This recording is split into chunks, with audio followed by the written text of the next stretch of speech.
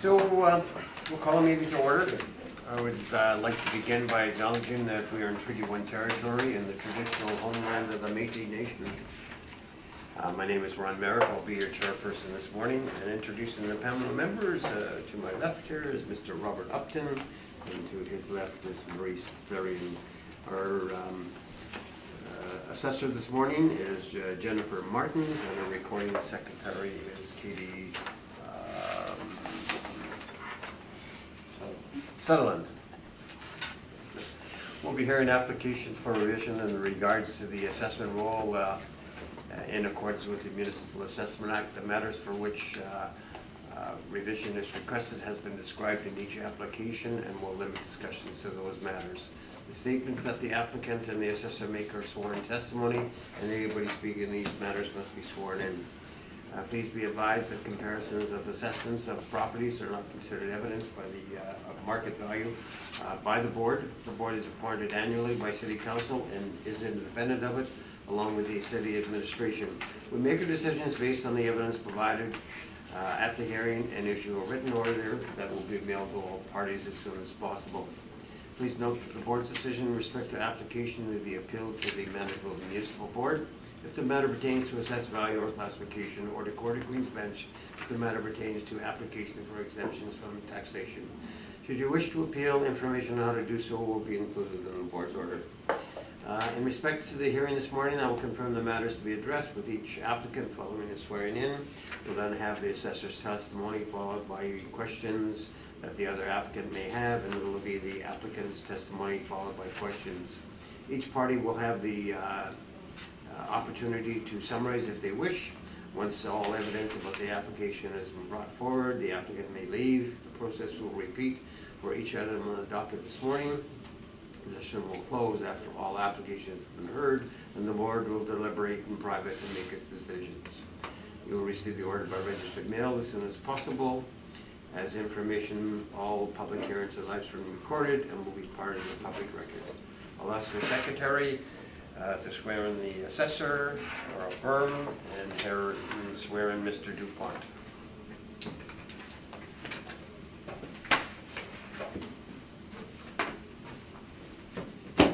Say your name. Jennifer Martins. Do you swear that the evidence you're going to present is the truth, the whole truth, and nothing but the truth, so help you God? Thank you. Please say your name. Maybe DuPont. Do you swear that the evidence you're about to present is the truth, the whole truth, and nothing but the truth, so help you God? Yes, I do. Thank you. We have on the docket 8 items that are all apartment buildings, so we'll go according to the docket, which is 290 Belleville Road.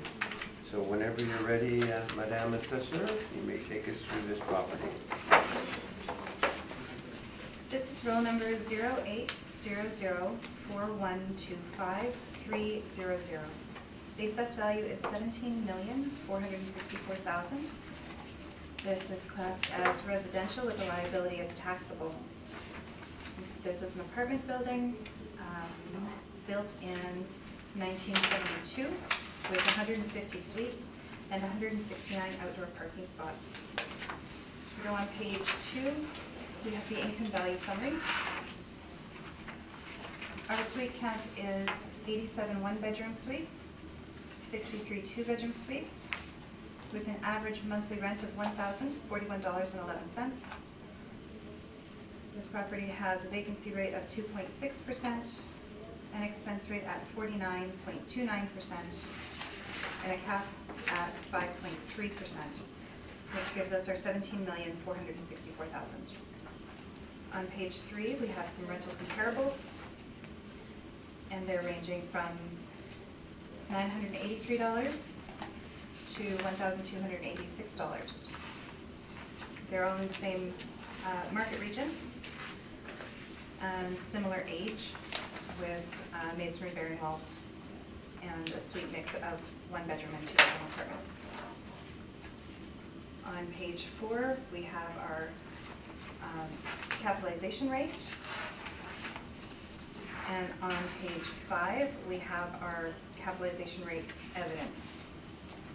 A few samples of actual sales that took place with information about the cap rate to show that we have sales that fall within the guidelines put out with the capitalization rates on page 4. On page 5, on page 6, we have some municipal assessment act excerpts. And the income and expense information submitted to the department is on page 8. With previous decision on page 9. And overhead photos on the back. You'll see it's 3 buildings. It's the bigger property, the 290, the 3 buildings that are 3 stories each. Thank you. Thank you, Ms. Martins. Mr. Dupont, questions? Your evaluation is model only. Yes, it is. Page 3, your rental comparables, your subjects to 3-story buildings and walk-up. That's correct? I'm not sure if it is a 3-story building. And your comparable 2 and 4 are high-rises. Would you say that's not comparable? I wouldn't. I still think that high-rises are comparable, in my opinion. So the subject suite mix is, they have 87 one-bedrooms and 62 bedrooms, so they have more one-bedrooms. The comparable number 3, it has double the amount of 2 bedrooms. Would you say the suite mix would indicate a downward adjustment, or that it's not comparable? Comparable number 3? Yes, I don't think that 84 is double of 63. double of it, 42. Okay. I think that it does, but as part of that, that's why there's a range of prices, and it shows that it is higher than the subject property. So a downward adjustment would reflect the rent that we show on the subject property. 20% higher, so would you say it's not comparable? I would say it is comparable. Do you know whether the property was renovated or not? Nope. And the comparable number 5 is, number 2 bedrooms is, what, 3 times more than the 1 bedrooms? Yes. So there, the suite mix would indicate a downward adjustment for the subject. Perhaps, yes. Do you know if any of these properties were renovated? No, I don't.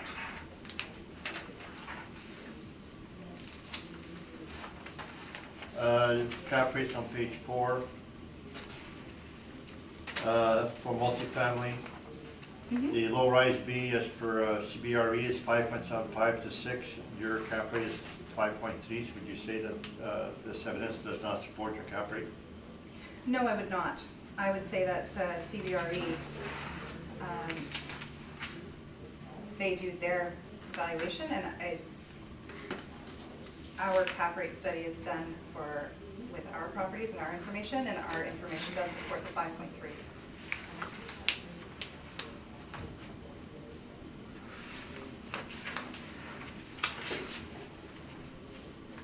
The cap rates on page 5, you have 4 properties there. Did you work those cap rates based on a site-specific basis or based on model?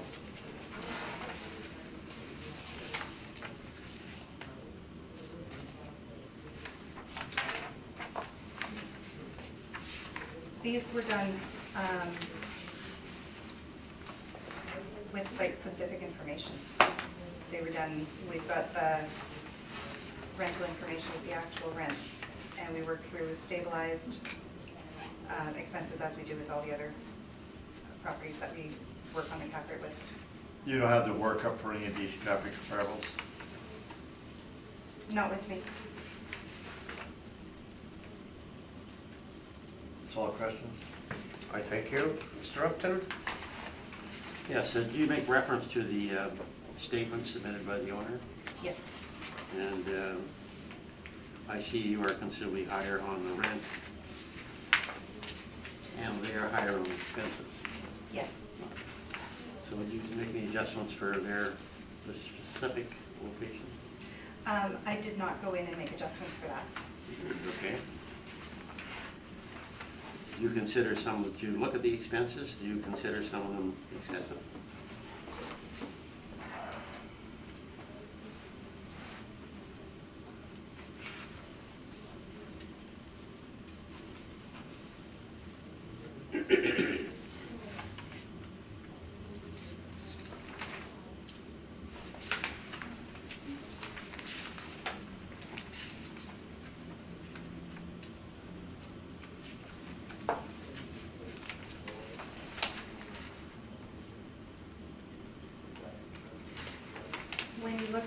the maintenance and decorating.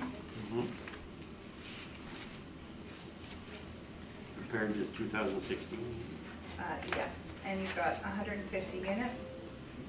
So the maintenance and decorating is $4,372 per unit.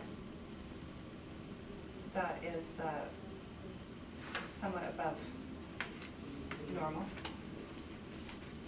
Okay. Did you inspect the building at all? No, I did not. Okay, thank you.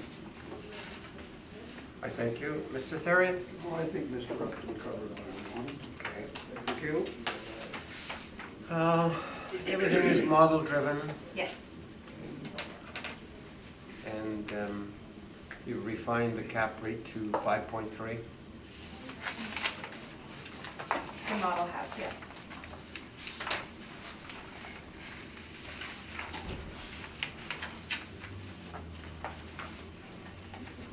I thank you. Mr. Dupont, your presentation?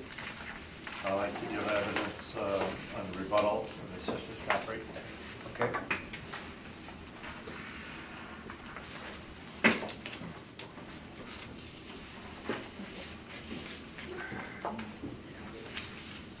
Thank you. Joe? Floor is yours, Mr. Dupont. Page 2, point number 1, the President and Municipal Board states they would not consider cap rate derived on a sale when there was intent to renovate. And I quote the order, and I have the order following. With the 4 remaining comparables, sufficient concern were raised by the appellant on 3 of them regarding the purchaser's intention to significantly renovate or alter the structures. The appellant produced evidence from the purchasers, but makes the board question the use of the purchase price and income information. Basically, if it's intended to renovate, the purchaser is not buying on the existing income stream, and the board questions that. And that particular decision, they agreed 100% with our cap rate. They disallowed, did not agree with the assessor's cap rate.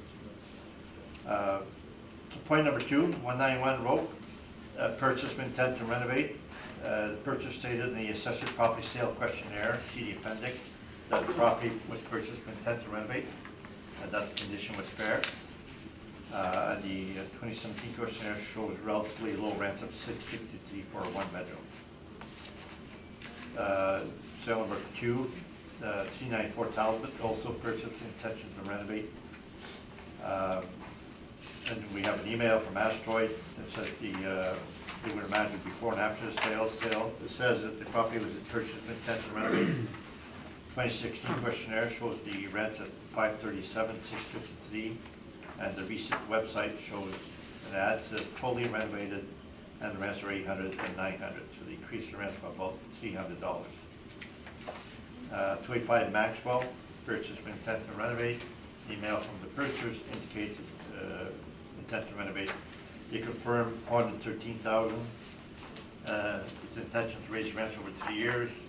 We also enclosed that 2018 questionnaire, which shows that the kitchen and bathroom renovations for $413,000.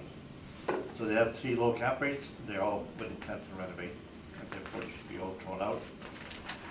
Sale 350 Ward.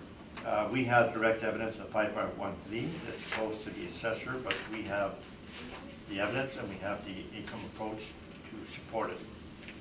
The assessor has the burden of proof, and they don't show any supporting documents or no workups. Their cap rate should not be considered. And that's my rebuttal. I think possibly all the panel members have heard this argument, have we not? Or, Mr. Therian? I have. Okay. But the point is well taken. Ms. Barton's questions? No, thank you. Mr. Upton, any questions? On the rebuttal evidence? No, right now, thank you. Mr. Therian? No, thank you. Could this evidence be for all properties here today? Absolutely. Same as the cap rate? Yep. Okay. So maybe you could just summarize it, Mr. Dupont, saying that, I'll let you say it. Just summary. Yeah. Your you're aware that the assessor has a burden of proof by law, and everything should be site-specific, but it's also precedent established by municipal board. Principle we've been following for years. The assessor is using properties of intent to renovate, and that specifically was disallowed by the ruling of the municipal board last year, 207 Watson. And they don't meet the burden of proof by not giving any workup, by not giving any of the financial statements behind, and we have absolutely no idea whether the cap rate is done properly or not. We cannot rebut, we cannot investigate, we cannot question. I believe we should not be allowing any of those cap rates. All right, I thank you. Your presentation?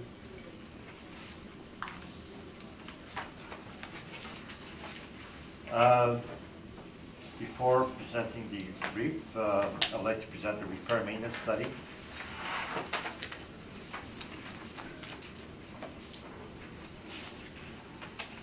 That is applicable to the subject? Subject and all properties here today. Okay. We now go site specific, and it's come to a point where the assessor, when they go site specific, tend to agree with us, and our main difference becomes cap rate and repair maintenance.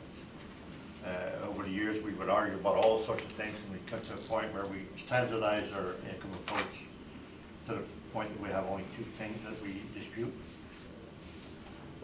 Page 1. So the top of the page is the CMHC Fall 2017 rents. And part of our argument is that if you have high rents, you will have high repair maintenance, and you have low repair maintenance, you have low rents. And to be site-specific, you should go site-specific repair maintenance, because that matches the rents.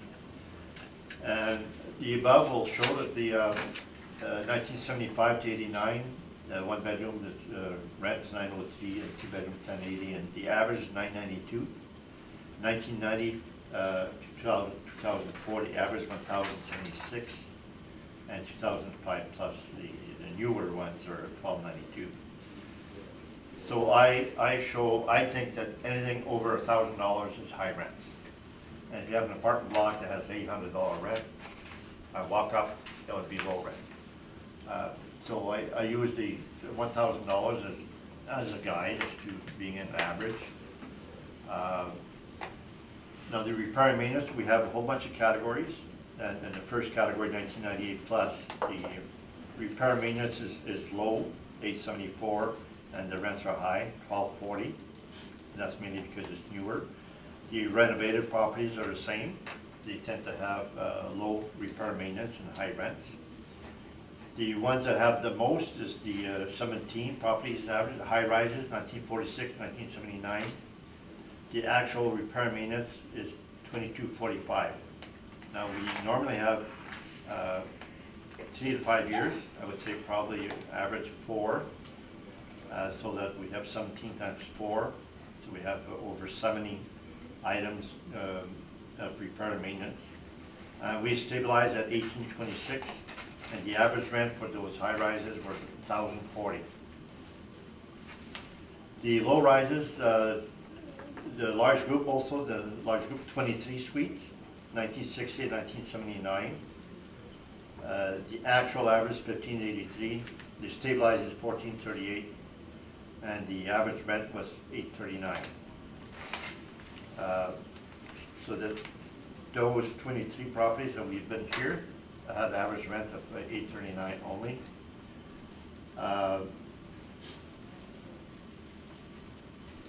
In the low rise, 1980, 97, newer ones, we had only 5. 1730 was the average R&M, and the rents were higher at 976, sorry. So we're showing that so that we show you averages. We will not ever stabilize at averages because we're going site specific. We go site specific because we have to match the rents, and every property is unique. Even though they have similar ages, etc., they all vary. Now, if you see a list, each list follows. Page 6, there's the one with 17, the high rises, 1946, 1979. And it shows the year's average right in the middle, and it's 5, 5, 3, 2, 2, and mainly 5, so it would be like over 4 years each. The actual R&M is shown and what we stabilize. We tend to stabilize either at the actual RM or slightly less. Naturally, we never go more. Then we show the potential rent per suite, and that's on a increasing basis. So 329 St. Anne's, first one, repair and maintenance is only $11.60 per suite, but the rent is low also at $807. Then if you go to the last one, 333 Wellington, it's an old building, 1954, but it's right on Wellington. The actual R&M was 3,300. We stabilized at 2,500, and the rent is the highest of all those at 1317. So they got really high rents, and part of that is that they have to spend a lot of money on the property to do so. So that there's a relation between the level of rents and the level of repair and maintenance. And the walk-up is on page 11.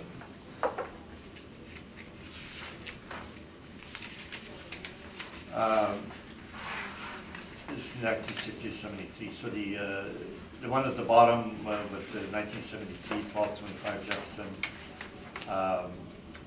It has a rent 1,017. So it's walk-up. It has a really high rent. And the repair and maintenance is quite high at 18%. So that's part of it, is that they maintain those high rents with the high repair and maintenance. Then you can see all these rents, the low and the high. So for that, we can get maybe a maximum.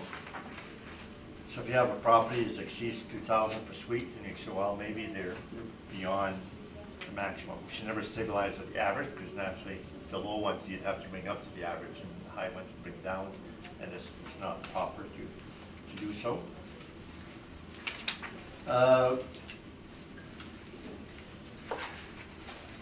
I'll do the property first. So 290 Belleville is the main report. So we show the first page. Are you back to your brief now? My main brief, so I'm finished with the repair and maintenance study. Can we question Sure, yeah. this? Okay. Ms. Martins, any questions in regards to the study for repairs and maintenance? Yes. On the page with the chart, it So what's says, the page number? This one? yes. What, I have pages at the bottom? Yes, there's numbers. When it says the Altus potential rents after discounts, which discounts are you including? The rent discounts, whatever they show in their financials, which is before vacancy and before parking and laundry, because they're not getting discount, so it's the rents that they have after discount. Well, but what discounts are they getting? Every property, there's 6 to 9 properties there, whatever they're putting in their financial statements. Okay. They put a certain amount of rent discount and then potential rents after discount, that's what we use. Okay. Because a lot of properties, they push the rents and they have really high amounts of discounts, so they're not getting those rents. So they go- Are discounts supposed to be used when we're calculating our values? We never allow a discount as income, it's always taken off. Okay, thank you. Mr. Upton? No, I don't have any questions. Thank you. Mr. Therian? I guess in a nutshell, what you're telling us is high rents is high RM and low rents is lower RM. That is your argument on all of those here. There's Right. only one thing that bothers me with that though. And I don't know how to justify that, but when you got lower rents, sometimes there's a lot of work to do to get the place up to speed so that it's rentable. So how does these two sort of meet? That's a concern, because it's okay to have a lower rent, but you still have to maintain the place decently at least. Right, so if it's not maintained decently or as high, let's maybe as low on this one, you will get lower rents. The market will say this property is not in good enough condition to pay $1,000. It will pay $800 because of the condition it's in. So that, I'm not sure I see your particular problem. So that there is deferred maintenance, the condition is not that good, the market will say, based on what I've seen, other properties in better condition at higher price, you have to be a lower price. So that it's something they put out on the market, their condition of each apartment block, and the asking price for the rent, so that it matches. I'm not sure. If you're- Well, it wasn't totally clear in my mind. I was just trying to see how it works. But I guess one of the ways would be the cap when you address a situation like that, if you want to buy it. The situation of as a lower rent, less repairs, not in as good condition, that will affect the cap because the return is not going to be as good, I guess. No, if you stabilize on your cap rate based on site-specific repair and maintenance, site-specific rents, you would get the stabilized net income. And then you can calculate your cap rate. When you have a property that's in not a good condition, or it's for maintenance, and relatively low rents, and somebody buys with intention to renovate, then they're not buying at the existing income stream. And then that's where the municipal board has stated we should not rely on those properties. As you probably know, you were here probably when I argued that in 2012. You were probably here in 2012. We had a lot of properties, and they ended up at the municipal board, and the municipal board ruled on that. Okay, thank you, Mr. Chairman. Mr. DuPont, this is a lot to comprehend because this is the first time, I've seen it, and maybe other members have seen it, but this is, so, I guess, how long did it take you to put this together? We started that a few hearings that we came to the board, and then we update it every time we have a hearing. So that every time we have a hearing in our 8 properties, we update our repair maintenance study. So it's an ongoing repair maintenance study.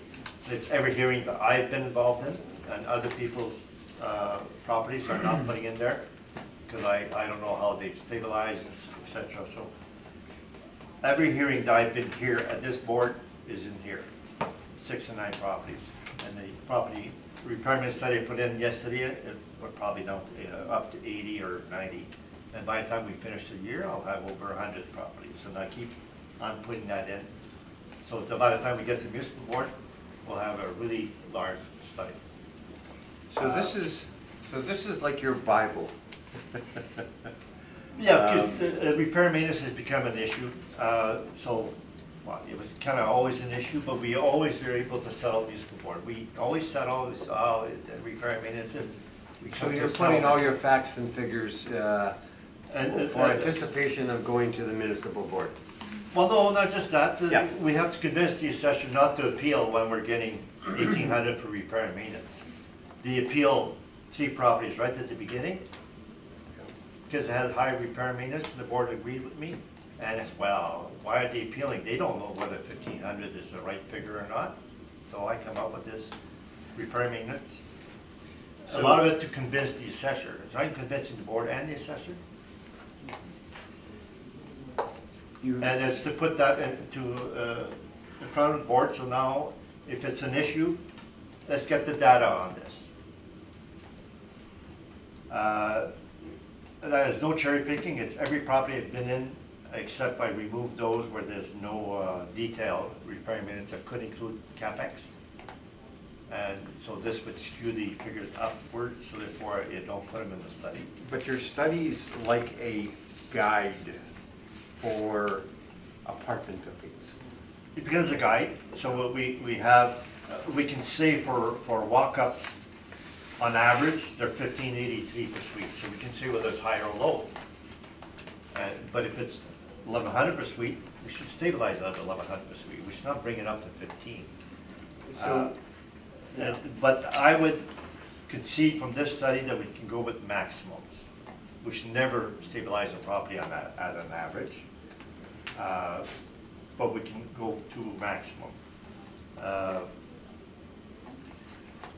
I haven't really come up to a maximum, but a lot of the properties, on the high rise and all that, I kind of stabilize. Try to be under 2,000 per suite. But what I'm saying is that when you do apartment buildings, you can probably refer to your repair and maintenance study and sort of, you know, pigeonhole it into the subject property for the evaluation. But it's just a guide. Well, it's a guide, and if the assessor is gonna come up with averages, they should have statistics to support it. And when they come with a 1,200 or 1,500 as their guide, 1,500 per suite or whatever, where did they get that? And I'm saying that if we're a walk-up, that's an average, but if it's a high-rise, it's not an average. But you're still gonna go site-specific. I'm going to site-specific Yeah. up to a maximum. Yeah, okay. Because the repair minutes matches the rent, and you just can't go with a high rents but not go with the high repair minutes necessary to obtain those rents. But you can refer to your study in regards to probably looking at something specific and saying, these are the expenses that it should be. But it might change either high or low, you know, depending on management, et cetera. Right, and then the rents on top is to show whether the rent is high or low. So from the CMHC rent, I have 1,000 as the benchmark, and if you're below that, you're below the average, and if you're above that, you're higher than average. Okay. And that CMHC study includes low rise and high rise. You know, so when it's 1,000 per suite, it's probably the high rises are 1,100 and the low rises are below that.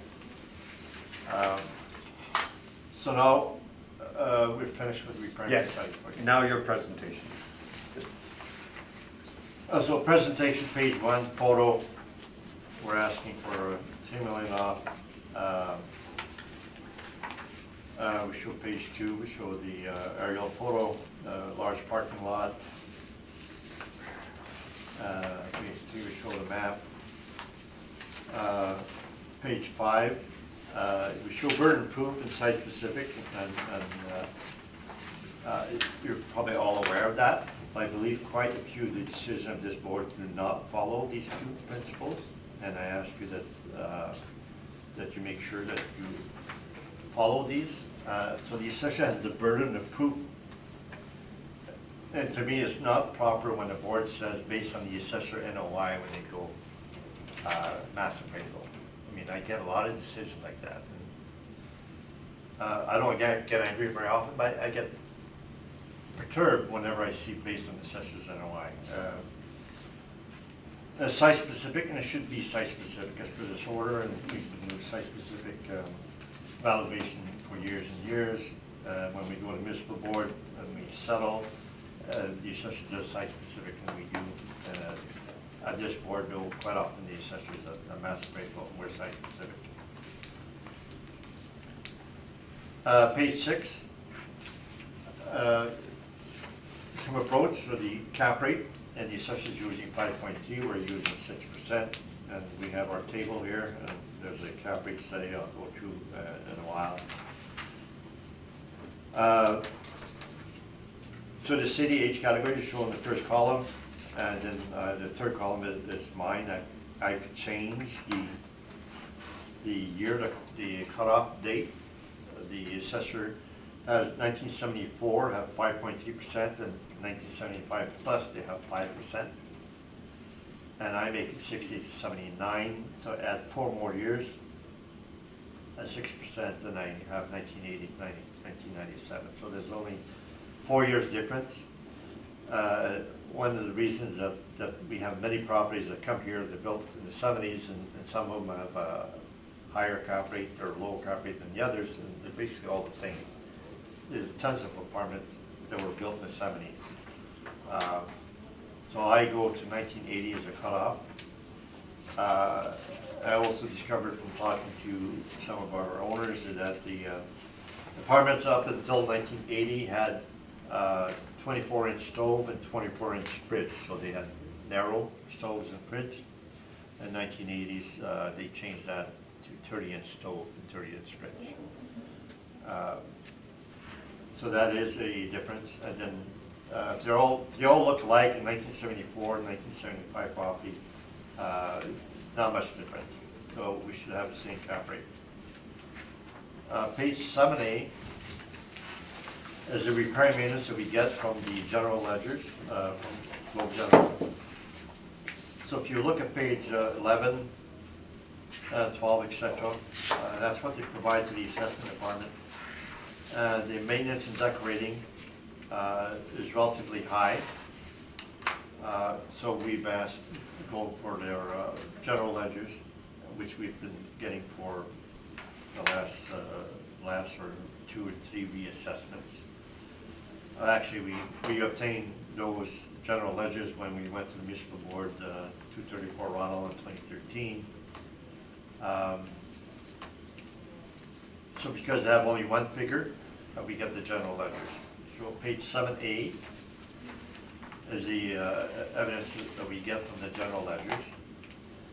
And we have all these groupings. So what you see, the figures in red are the figures that we disallow in our averages or stabilize. So under appliance maintenance, we show the years, 10,000 one year, 54, 74, 49, 47. So when we stabilize, it says we stabilize at 5,042, and we use 2014, 16, 17. So we excluded the 2 high years. Appliance purchase, we stabilize 5 years, and that's 128 per suite. The maximum that we have is 167. Our repair maintenance study, which I didn't show you, but the starting page 17 of the repair maintenance study, we have emails and evidence from K4 showing what the cost is for replacing appliance, what the cost is for flooring. And their cost was $1,670 for appliances and $4,000 for flooring. And if you give it a 10-year life, it should be $167 per suite and $400 for flooring. So the actual appliance purchase here was 128, so we're below the maximum, so I allowed it. And then there's 3 items that I disallow from the general ledgers. That they have capital purchase, which I have nothing. Major repairs, which we've excluded. And general building capex, we've excluded 50%. Under the green at the bottom, it says general building includes turnover repairs, about 20 to 40% of that category. All parts and supplies, fire alarm testing, repair doors and locks. So based on the description, they are not capital expenditures. They're not roof or parking lot or boilers. So they're not capital, except that because it's relatively large, we only recognize half as being valid. And the other half is shown 4 lines below. The general building is at the half of what the general ledgers show. The 5-year average for that was 70,000. We stabilized at 60 because we disallowed a high year of 110,359. So we go down the list where we exclude the high years, shown there in red. And the refuse and snow we exclude from repair and maintenance because these are categorized separately. So the actual 5-year average is 22.49 excluding the CapEx and excluding the waste and snow. And we stabilized at 1590, which is relatively low base on what the actual is. So page 7B is our regular spreadsheet. So line 3 is the actual rents received. Now, if there were discounts, we would deduct those discounts off to get the repair maintenance study. As you see, they're getting 1,007 per suite rent. This is 1972 and it's a walk-up. So that's very high rent for a walk-up. And the assessor has higher rents yet. Line 13, we're 1,089,000, assessor is 1,825. So after laundry and parking, we would get closer. But ours is site specific, we should be going with ours. Then the expenses, we stabilized normals, like it said over the years. We were not giving standards, like advertising, which we have to see what it is before we decide whether we go 3 years or 1 year or whatever. But over the years, we put advertising default or standard at the 3-year average. Doesn't mean we cannot stabilize now and then at the 2017 or whatever. If the vacancy changes, you may have higher advertising. So we've come to a standard of 3 years for that. We've come to a standard professional fees and others for 3 years. The utilities, our standard is always 2017, except when it's erratic. So now the line 23 is 264 actual, and the year before is 242. And the comments, I checked at 2018, took a peek at 2018 to see that whether we have trends that continue. The water is the culprit there, it was 95,000, 87, 102, and I checked 2018 as 106. So that's the new charges for water. So we're, waste and snow, there again, we were not necessarily going with 1 year, but now we're always standard going 2015, 2017. And repair and maintenance, we normally go 3 to 5 years. In this case, we went a 5-year study and disallowing certain items. And so now we went up to 5 years at 1590 a suite. Caretakers, usually the 2017 shows the taxes, and that's how we stabilize. So we stabilize expense ratio is 50.9 versus the assessment 49.3, so we're relatively close. There again, with site specific, they're not. So then we have the net income, we divide by the cap rate, and there we get the value of 14,878,000. That's the report, and I have to go to the cap rate yet, so I can take questions on this part. All right. Ms. Martins, questions of the applicant? No. Mr. Upton? I don't think so right now, thank you. Mr. Therian? General question, did you inspect any of these buildings? No, it did not. No, okay. Interested in your last request on a cap rate, and the last cycle was 5.75. That was your request. Today, you're asking for 6. And the years, although you've moved them around, it's still 1972 would still be in the same range it was last time. Right. So are you telling us that,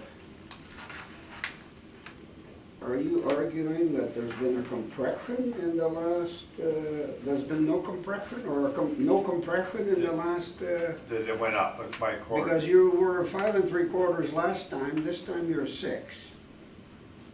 Yes. With the same year of building falling in your category as I looked at it.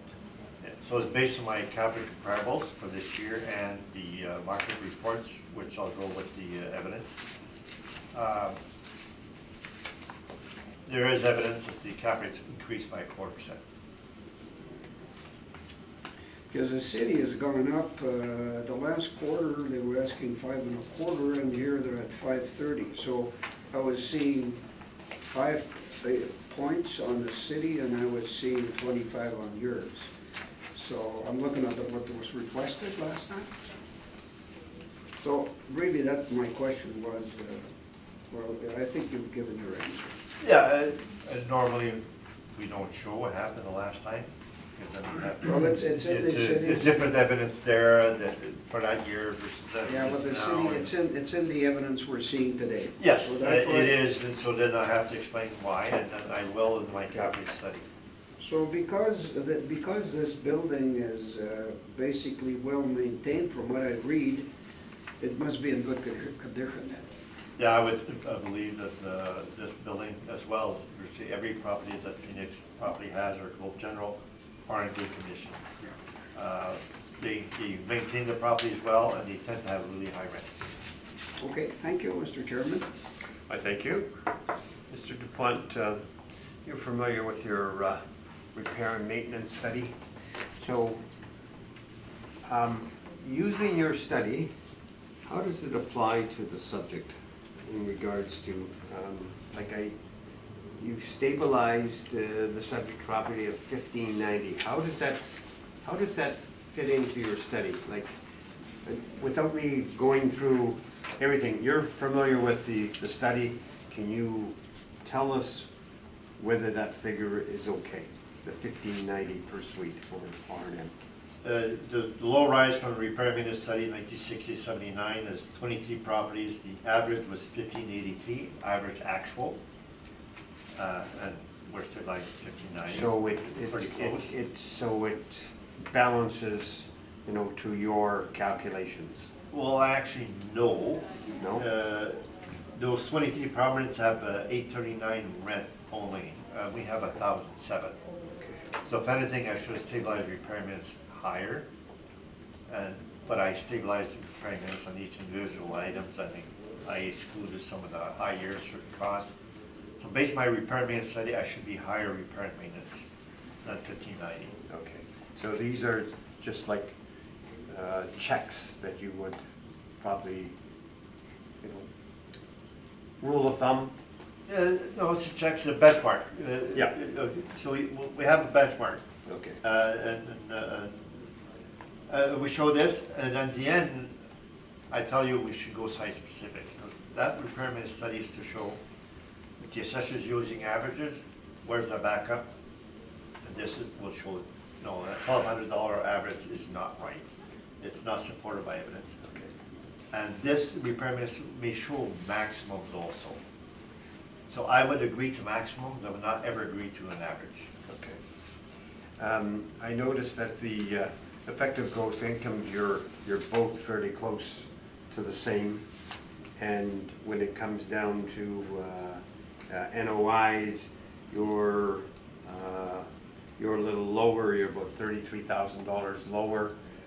So it's just a matter of cap rate. So. No, I would like for you to rule on my NOI because we're site specific. And I stabilize each item in a very reasonable manner, probably overly reasonable in the repair and maintenance. So I don't think that it would be proper to go to the assessor's NOI, they're not site specific. So we're ready for your cap study then.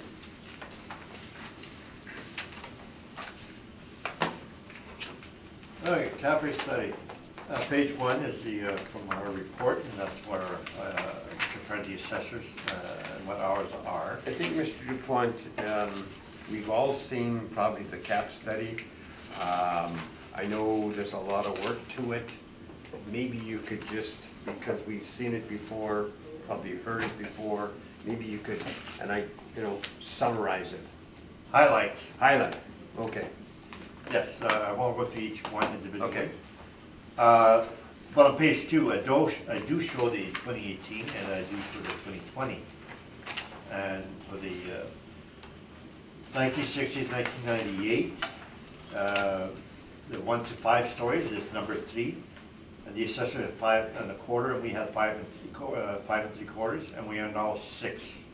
So you see that? Mhm. So for this property specifically, we are up 0.25%. For number 2, we were 6 before, we're now 6 1/4, but then the assessor is at 6 1/4 also. So the assessor went up, 1946, 1959, because we don't dispute their cap rate for that age group, so they've gone up. Sorry, no, pre-1946, sorry, they were 6 1/4, they're now 6.1 to 6.6. And number 4, the newer properties in 1999 plus the assessor was 5, we were 5 last time, we're now 5 1/4. We went up 1/4, and part of that is because we have 3 comparables built in that age group. So now we have 3 comparables in that age group, so part of that is that we have new evidence to support what we have. So page 3 is the copy comparables that we have. The last 3 comparables, the Ward, Beach, and Southview, those are newer properties built 2006, 2014, those 2 are 2014. And they show what the cap rates are, and then we have the averages on the far right. So newer built 2000 plus is 5.38, so we now have 3 comparables supporting the 5.25. And then we have the 210 St. Mary's, number 1 is 1952, so we have only 1 property for that age group. And then the ones in the middle, 403 St. Anne's and 277 Langside, those 5 is from 1966 and 1974. We have 3 properties, 72, 73, 74. And I don't think those should be disregarded when we do a 1975 building. We're within 1 year. So based on my comparisons, I don't think we should be going with the assessor's cutoff 75 and up, it gets a different cap rate. So my comparables, those 5, I've shown them in the last column on the far right, they come to 6.15. And we use 6% for that age group. So we have that. Now the other thing is that the cap rates go up, and that's on page 4. And we have the Colliers, what I have unadjusted, because they have the land transfer tax on their cap rate. So for the last reassessment, the 2016 valuation, the high rise was 4.75 to 5.75, then now 5 and 6. So they changed the high. The low went up 1/4, and the high went up 1/4.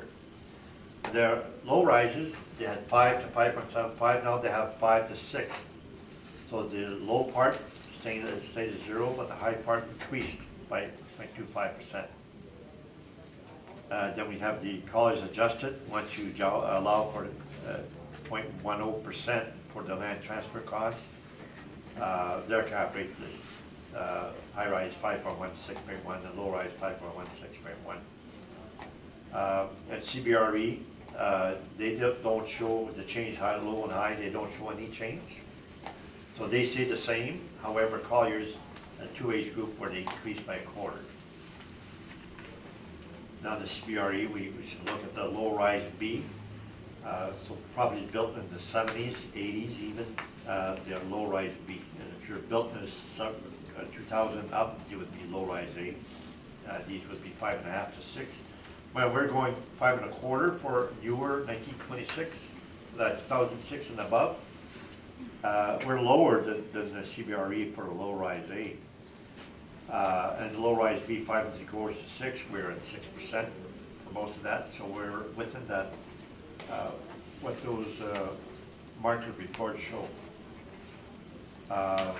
So then we have backup data, supporting data for each one. We have an income approach for each one following the pages. So we're totally transparent on that. We have the supporting documents. That's my submission on the cap rate.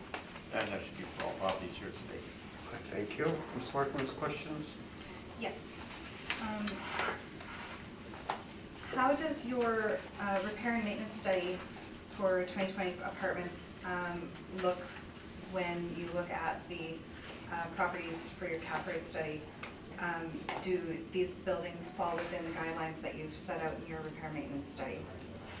It's not guidelines per se, but we go site-specific for the cap rates as well for properties that go in front of this board. The site-specific repair maintenance for the cap rates are lower than the repair maintenance study. Okay, So part of it, if they're low, it's because they have low rents or because they're renovated or new. okay, can we take a closer look at that? So if we're looking at 210 St. Mary's, that's on page 6? Each which? Page 6 of the cap rate study. So this is a 1952 building. Where does 210 St. Mary's fall on your chart from your repair maintenance study? Is it in the low rise from 1946 to 1959?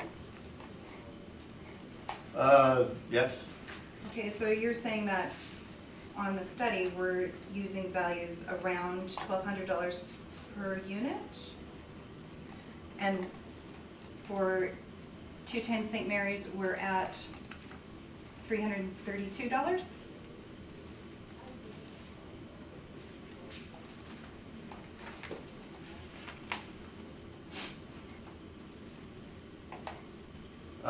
yes, they had low rents, $597 rents, which is much lower than average, and they have low repair and maintenance. So it's my argument all along, if you have low rents, matches the low repair and maintenance.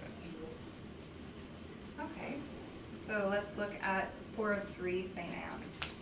Where does 403 St. Anne's fall in your repair and maintenance study? It's 1966.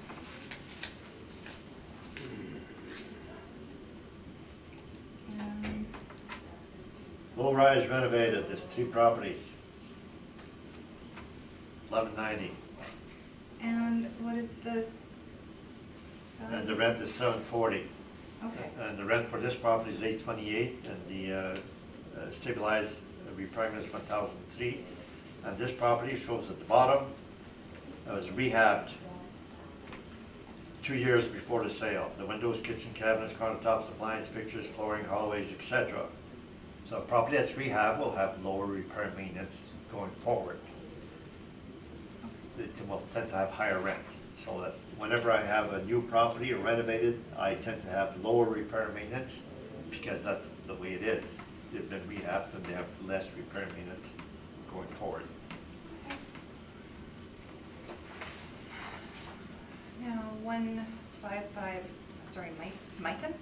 Yes, And this again is a low rise, 1968, yes. and this is a not renovated one, correct? 'Cause it is- Renovated in 2011, 2012. It was granted a 5-year rent exemption. Okay. And it falls within the, sorry, would you consider this one to be a renovated with repair and maintenance around 1,132, or unrenovated with 23 comparables around 1,583? Renovated, renovated 60 to 79, Okay. 1190, and the rent some 40. And $750 per suite for R&M? Yes. Okay. And 512 Balmoral? This one would fall within the same, this one is 3.5 stories, so that would again be a low rise. Yes.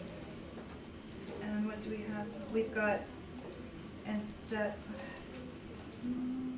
was this one renovated? No, so this one falls within the unrenovated ones? Unrenovated, low rents. Okay, so $432 per suite, does that fall within what your study is supporting? It has low rents and therefore it matches the low rents. And if we're coming in front of this board, I would not be stabilizing the repair and maintenance at 1,500. Doesn't make any sense not to go site-specific on cap rates and/or appeals. Okay. And 215 La Vérendrye.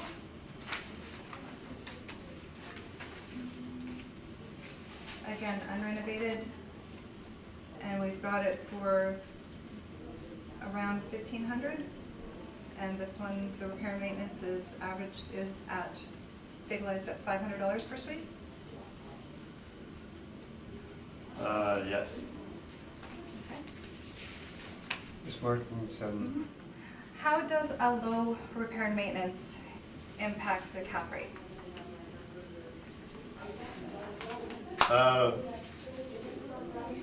The lower the repair and maintenance, the higher the cap rate, Okay. vice versa. So when we're looking at the properties here, the subject property is stabilized at 1,590, Yes. and that is not reflective of any of the repair and maintenance and how they influence the cap rates. It's site specific, our cap rate are site specific. The properties here today is site specific. Okay. And there's absolutely no reason in the world not to go site specific for either one. Okay, did you use the properties in here in your repair and maintenance study? I show the repair and maintenance study to show what the averages are, and to show maybe what a maximum is, and that I have gone site specific on all 69 properties on repair and maintenance, and I will always go site specific. Okay. Did you show for any of these properties, did you show the breakout like you did in this, so we can see what was and was not included in your stabilizing the repair and maintenance for the cap rates? Did I show what, where? Well, when we're looking on the subject property, and we see on page 7A, the information from the general ledger. So when we look at this at first, it looks like there's $2,249 per suite, which was stabilized downward to $1,590 per suite.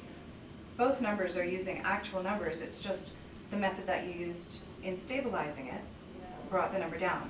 Did you show any of those examples of how you stabilized with the cap rate study, so we can see what numbers are being used for the repair maintenance? Not every, well, Globe is the only one where we do general ledgers like this. Okay. Other statements like Sussex, they have a breakdown, the repair and maintenance, maybe 20 categories, Asteroid is their own categories. Everybody has a different way of showing the financial statements. Okay. And K4 also gives us their repair and maintenance from their general ledgers, and we go and when we have details on the repair and maintenance, we go through the exercise of removing what we consider to be CapEx or non-recurring. So we do that for every property that we have where we have the information. Okay. Would you agree that in stabilizing maintenance expenses, there's a lot of flexibility? That there's a lot of adjustments that can be made, as exampled here, between $2,249 per suite and $1,590 per suite? Yeah, that's part of the business. We have judgment calls. Okay. So yes, if we went without judgment call, I would use 2249. Okay. Thank you very much. Thank you. Mr. Upton? Yeah, you said the cap rate's gone up 0.25% since the last assessment. Yes, according to Colliers, they show a 0.25% increase. What do you attribute that to? Is there any factors in the market that are causing that kind of adjustment? Or it's just that the sales then and the sales now compare that way? That's the way it falls out? Or is there any kind of rationale as to why the cap rate would go up? Actually, I don't know. I don't know if the Colliers actually gives a reason. I do have their stuff in my cap rate study at what's trending, page 81 of the cap rate study.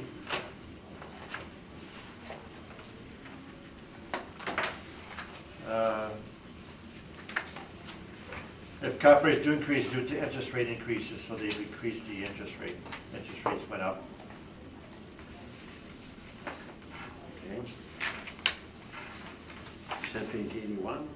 Page 81, no, 86, sorry. Yeah, 86, under their remarks.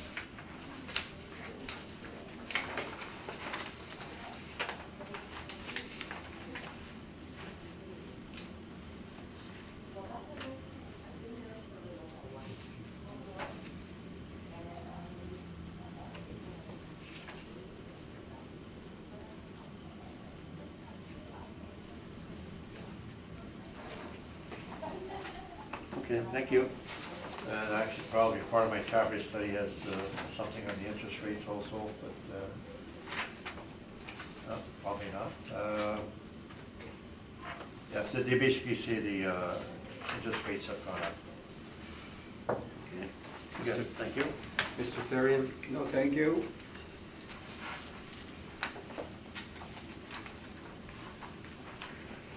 I see that, I guess, on your page 3, in regards to your cap study, you've added a few more sales, which are,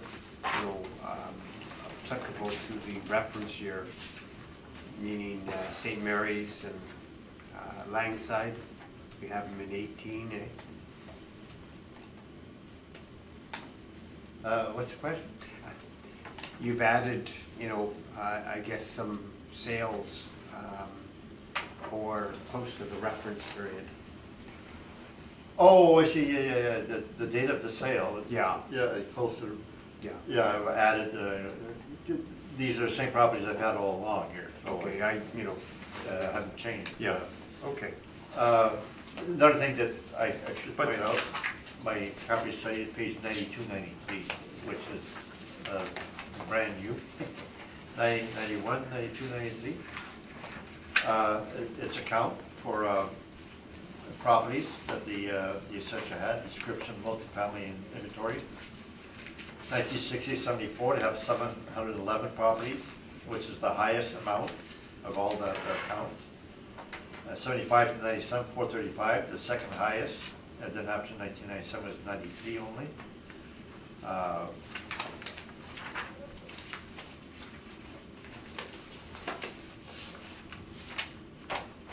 That was in 2015, so the bottom page 91, that was 2015, and then the same thing for the May 2017. The increase 1997, it went up to 130 from 93, so there's now a lot more competition from newer apartments. And then the page 93 is the 2019. The newer apartments have now gone up to 156. So we have a lot more competition from newer apartments being built. And then it shows there again that most apartment blocks were built between 60 and 74. And then 75 to 97, there was 422. My submission that the largest amount of apartments are built in the 70s. And it doesn't make any sense to make the cutoff for cap rates in the middle of that large group that was built in that period of time.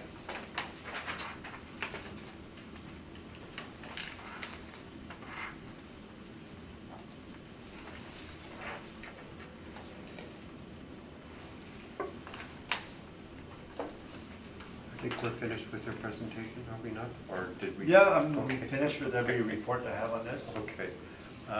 Summation, if you want, Ms. Martins? No, thank you. Okay, Mr. Dupont? Yes, I know if you've seen my copy study any time, but I think you should reconsider, based on evidence, everything should be in a site-specific basis. And we should go with the burden of proof. The assessor does not meet the burden of proof on cap rates. The cap rates are intended to be renovated, therefore we should be thrown out. The other cap rate on the board, we have site-specific data on that, and they don't. So I believe that the assessor is not providing proper data for you to rely on our cap rates. And when it comes for me to decide whether to appeal the municipal board or not, I look at the assessor's evidence to see whether in fact they have anything for me to maybe question my own evidence. I don't. And the main thing they have against my cap rate is the repair maintenance is different. And that doesn't affect me whatsoever. I'll appeal, I'm going site-specific, I'm gonna be priming this on the cap rate studies, I'm going site-specific properties here. We cannot go averages for either one. We cannot do stuff like that. So that, to me, that is not anything that the assessor has brought up that would stop me with my cap rate study or question or change. Thank you. Thank you. I think before we go on, we're gonna probably take 5 minutes. Back to order, and we'll go to 270 Belleville Road. So whenever you're ready, Madame Assessor, take us through that property. This is rule number 080041266700. The assessed value is $4,196,000. This is a residential property with a taxable liability status.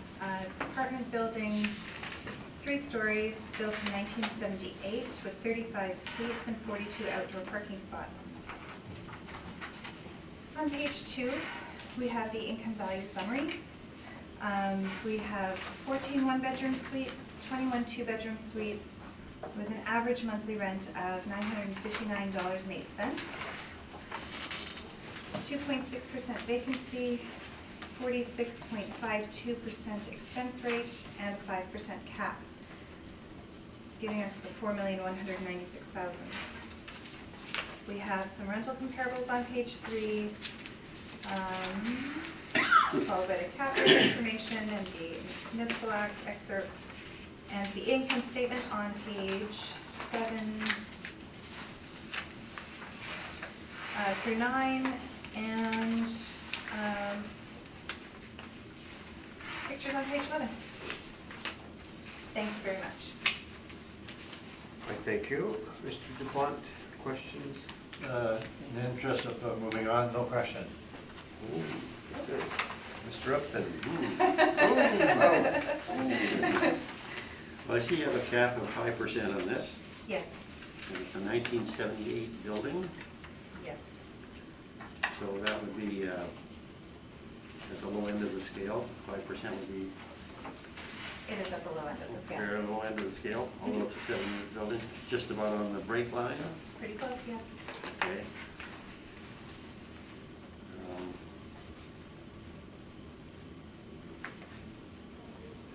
I don't think anything else right now, thank you. Okay, I thank you. Mr. Therian? I guess your last cutoff on this one has, the years are a little different. Yes. So 74, I'm trying to look at the city. So 74, so 75 to 97 would be a lower cap rate. If I look at the Yes. alpha study on page 1. Mhm. Am I correct? Yes. Okay, so that's why there's a compression there. Didn't have a chance to look at, have you looked at the, I haven't looked at this yet. Did you look at the income statement to see if it was relevant or if it was, did it make sense or not? Because it's there, so there might be some information in there. I did take a look, but I didn't make any changes based on the income statement. No? No. Okay, so you felt, was the model close to, so that was showing 375 here, and you're at 40, well, it depends what's off there, 392 maybe, the EGI? Yeah, That would 392, be and they're at 375. 375. Yeah. So it's a little. Yeah, But- okay, okay, I just, Yeah. I'll have a chance to look at this closer anyway. Okay, thank you, Mr. Chairman. I thank you.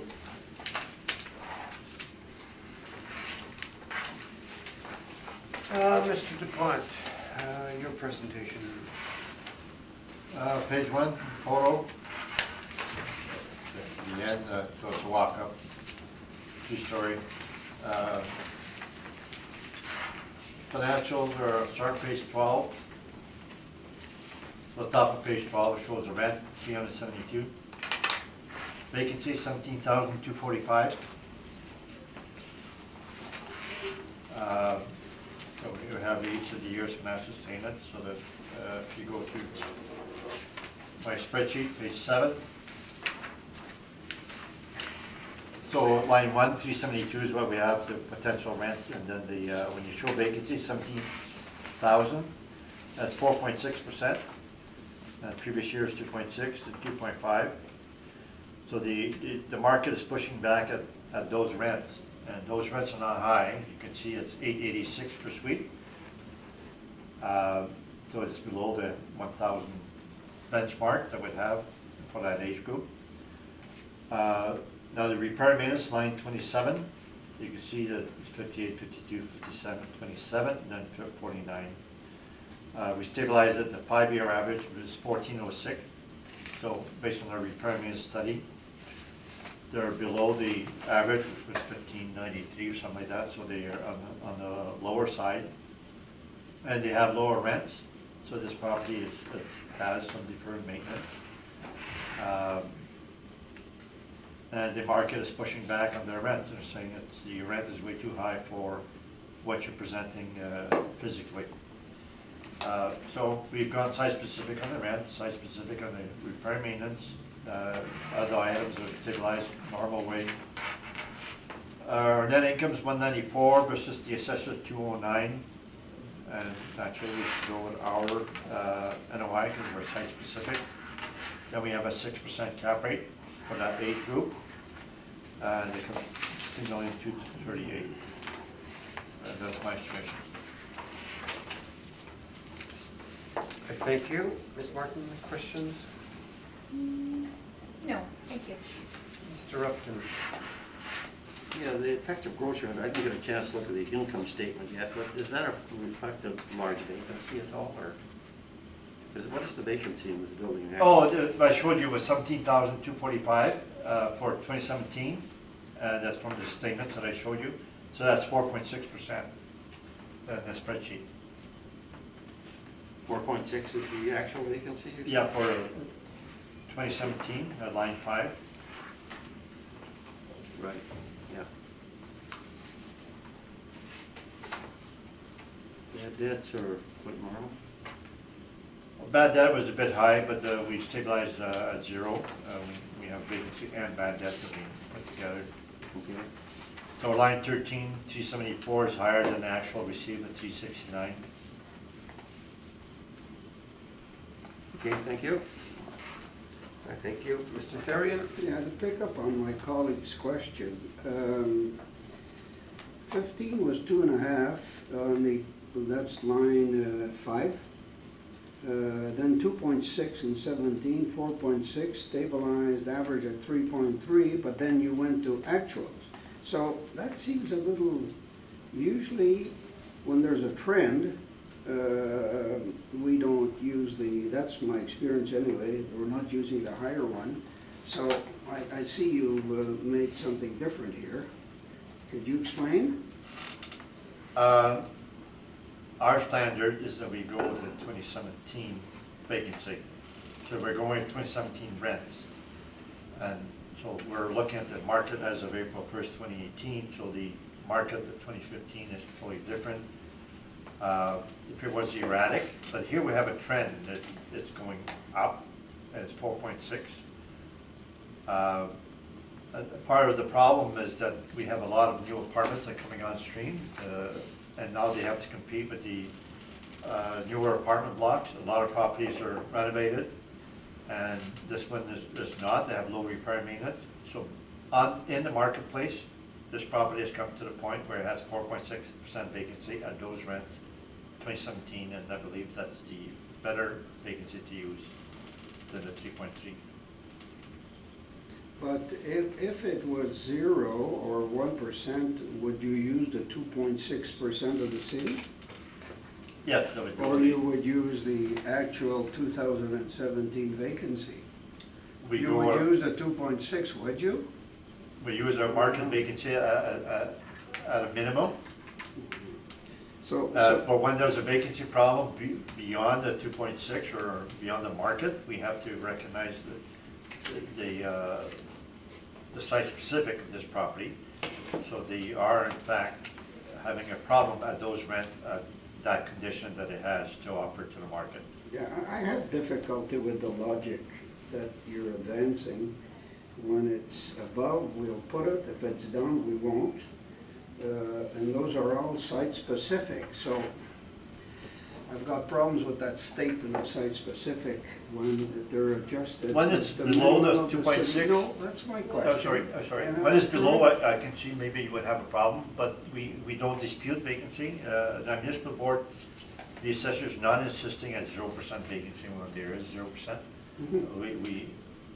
We are not settling at the low vacancy below. I had 200 settlements and none of them were below, I shouldn't say that, but I believe none of them were below the market rate for vacancy. So that's a standard way of doing it.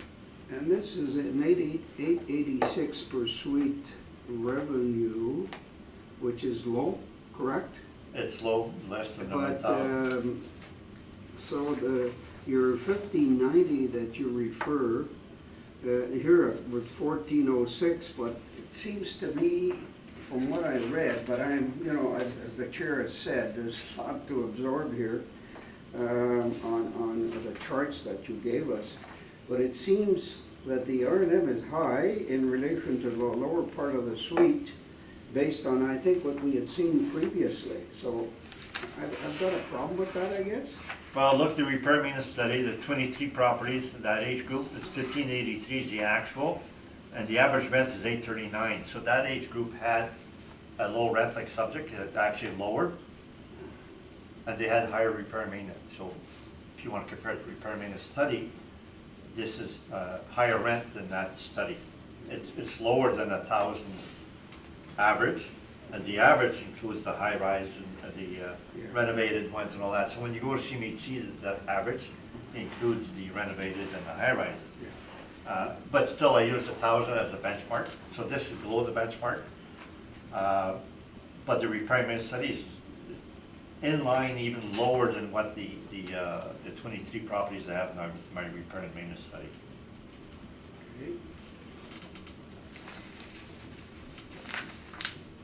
I think that's all, Mr. Chairman. Thank you. Thank you. Mr. DuPont, the subject property built in 1978. Yes. So you, according to your studies, et cetera, you use 6%, but you're close to falling into the 5 3/4 at 1980. Right. So it's sort of a judgment call, I guess, in regards to, whether you're gonna bump it a quarter or go down a quarter. Yeah, the cutoff date is always a judgment call. And I don't follow the assessor, which is 1974, 75 is a cutoff. I have 3 of my comparables built 72, 73, 74, so it's very close to my capital comparables. Okay. And most apartment blocks in Winnipeg are built in the 70s. Okay, thank you. Summation on either party? No? Thank you. Any, okay? No, I'm good. Okay. We'll go on to 660 Dakota Street, whenever you're ready.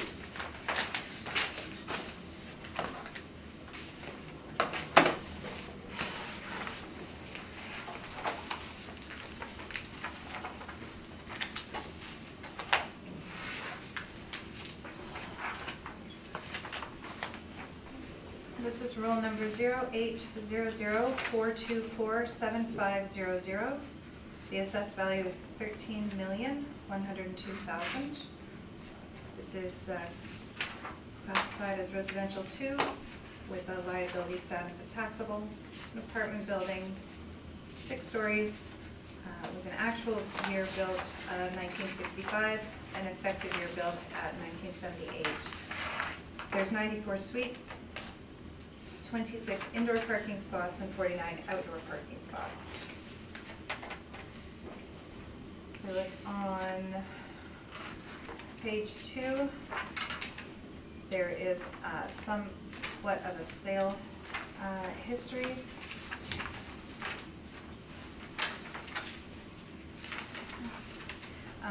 Somewhat outdated. And on page 3, we have our income value summary. Our suite count is 41 one-bedroom suites, 52 two-bedroom suites, 1 three-bedroom suite, equaling 94, with an average monthly rent per unit at $1,114.97, with a 2.6% vacancy rate, 46.52% expense rate, and a 5% cap, giving us our $13,102,000.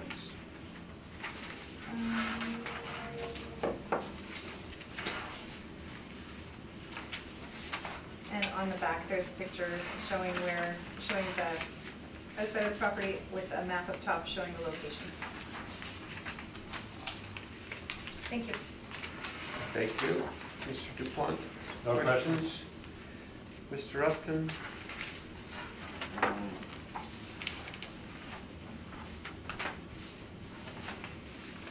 Let's look at this. They reported an NOI of 646, and you've got 655, so that's reasonably close on the NOI. And again, a cap of 5, although it's a building that was 1965 and upgraded in 78. Was that, do you know what the value of the improvements were? No, I couldn't find any information about the improvements. It was significant enough that someone did adjust the effective year. Okay, but you have no idea what they were. No, I don't have any information about what they were. Okay, thank you. I thank you. Mr. Therian? No, thank you.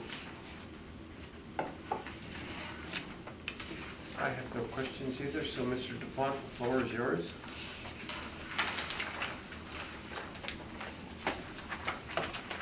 Page 1, the photo, the 6 stories, so it qualifies as high-rise. We're asking for $7,409. Page 2 is the aerial photo. See, shows where it is, the quote near Bishop Strand.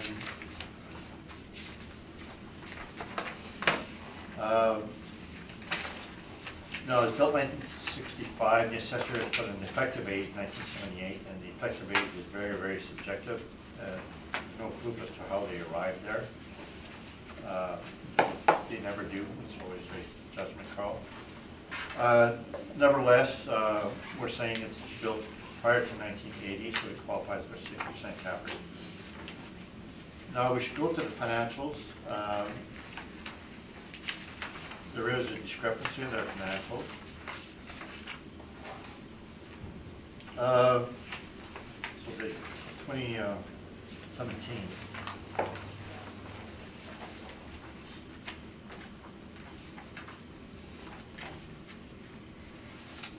Uh, 2017 is on page 14.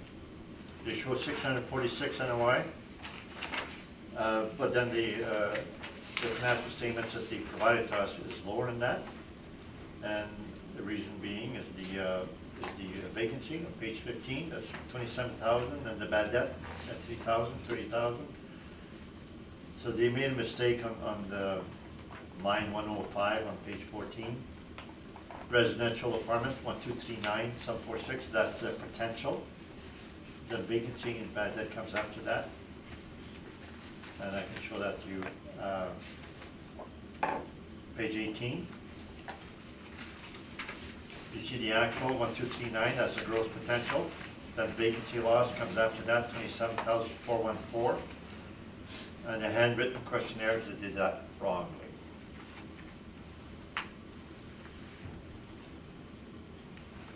And then when you, page 18, once you take the bad debt off at 3097, it comes to 1,151,499, and they had on page 14 1182, so they're off by that.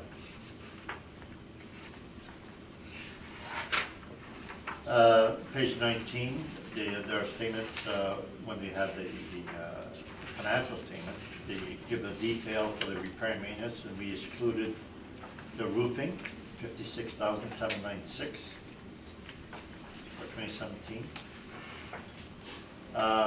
The maintenance wages, 14,439. I have that under repair and maintenance, and the questionnaire has that under caretaker.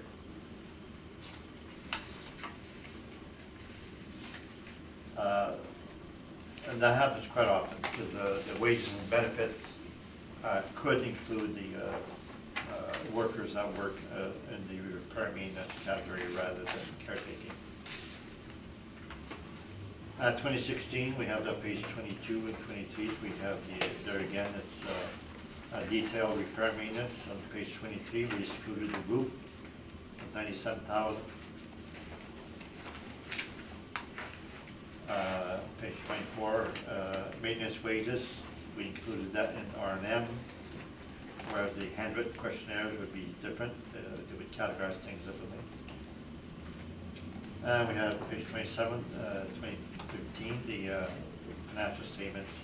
And there again, we excluded the roof, page 28, 14,000.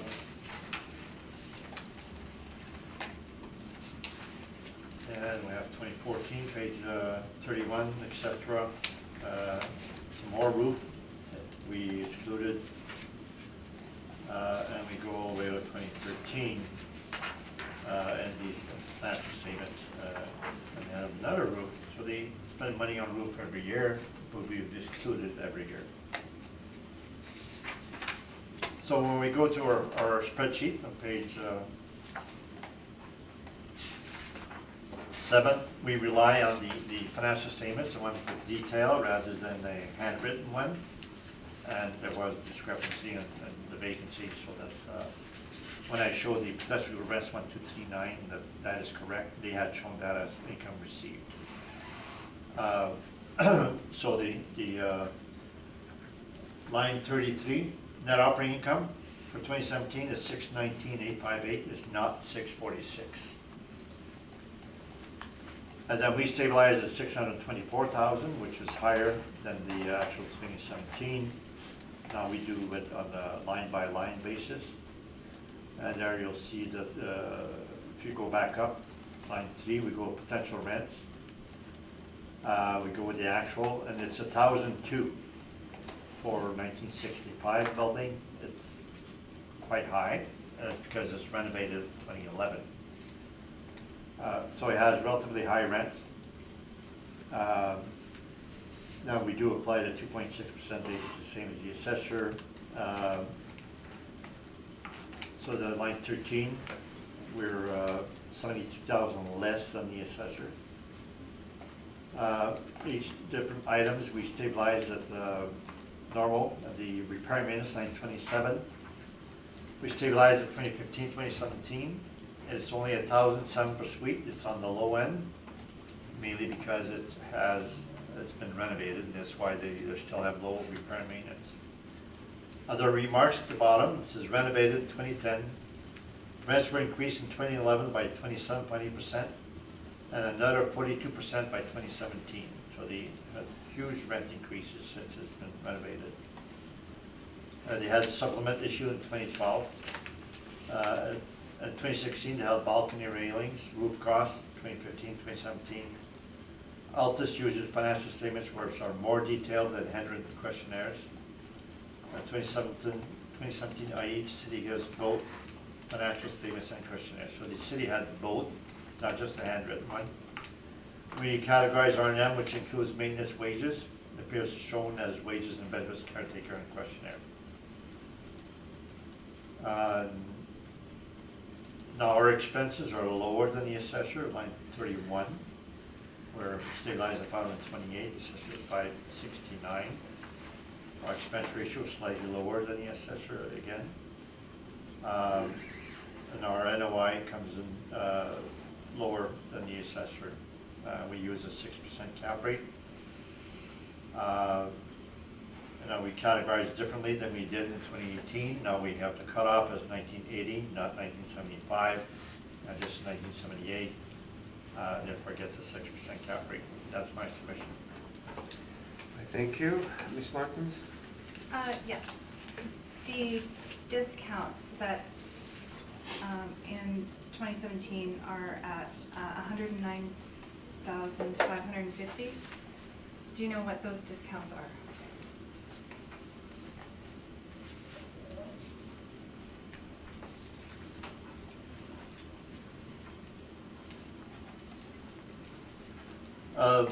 Page 18 just says rent discounts. Okay. Would these be things such as leasing commissions, tenant inducements, tenant improvement allowances, and free rent?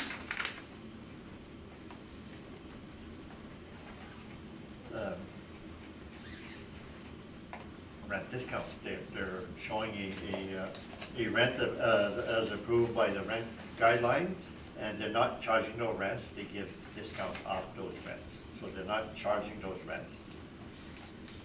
So they discount rents, discounted rents.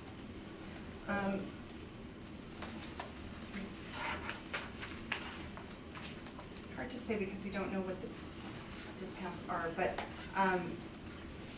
would we consider those to be non-recoverable expenses? Would they be?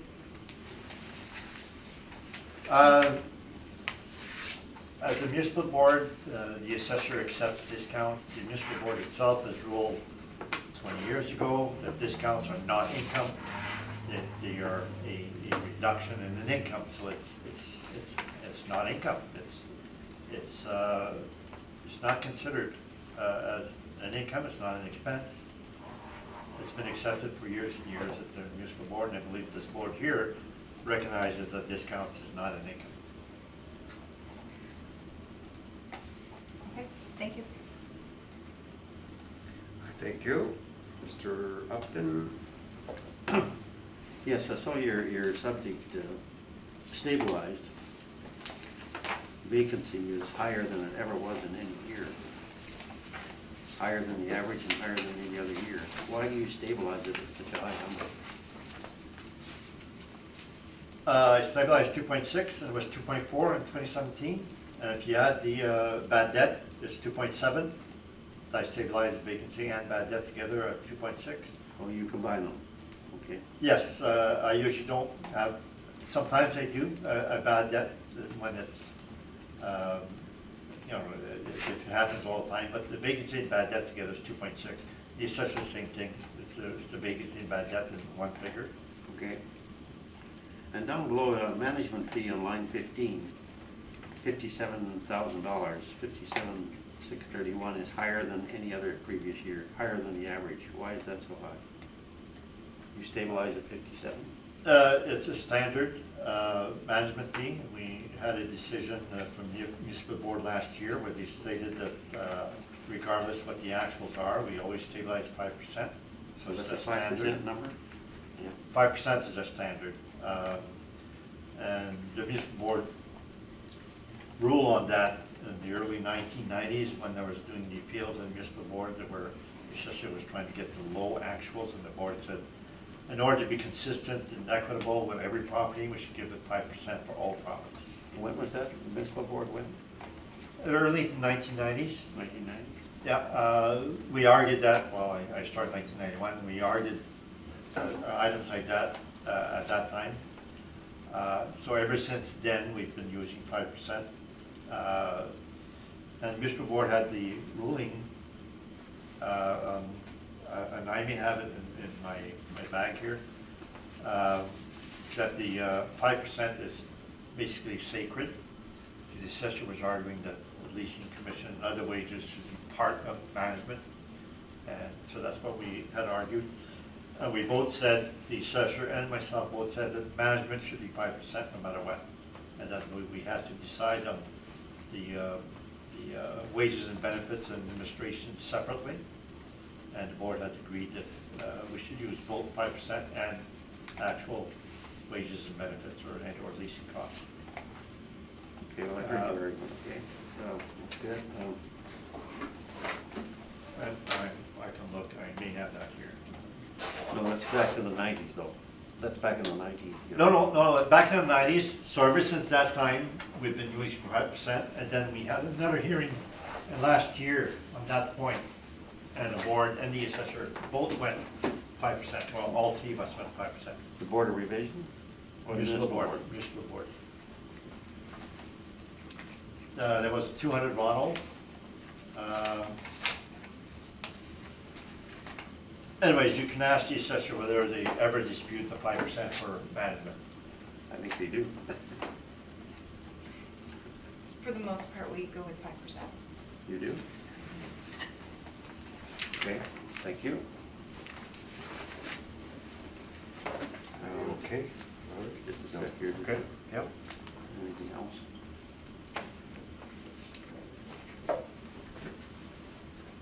I think that's fine. Thank you. I thank you. Mr. Therian? Yeah, on item 28, is it your normal practice to use the actuals versus the stabilized? Like I see the stabilized was 59,804, you're using 63,134. Okay, 59,804 is not a stabilized, that's a 3-year average. Which So, one? some items, we go with 3-year average, and wages and benefits caretaking, we always go 2017. Good part of that includes the rents, so that whatever rents are at that time, if the rents are higher, they get higher pay. Because caretaking is usually, it's just standard to use 2017 to stabilize wages and caretaking. So your answer is, yes, you use the actuals for 2017 for wages and benefits. Is that As the well as answer? insurance, utilities, et cetera. We have Yeah, standard well, wages. so, yeah, but I'm not asking about wages, I know about the others, I Yeah, know you don't have much choice on utilities, so. right, so that, it is the standard to stabilize caretaking at 2017. Okay. Again, in the last cycle, I think you asked for 5.5 on the cap, and today you're at 6, which is half a point. Is there a reason why you moved up half a point on this one instead of the quarter that you've explained previously? Because we changed the categories, the cutoff this year. Because you changed the cutoff? Last cycle, we were agreeing with the assessor's cutoff, 1975, and this year we're disputing it. Okay, so that's the difference. Okay, thank you, Mr. Chairman. I thank you.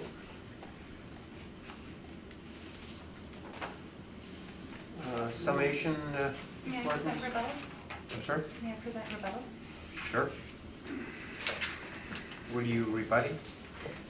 The discounts line 2 on page 7.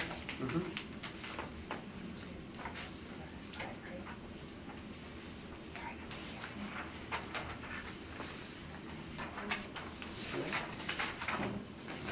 Okay.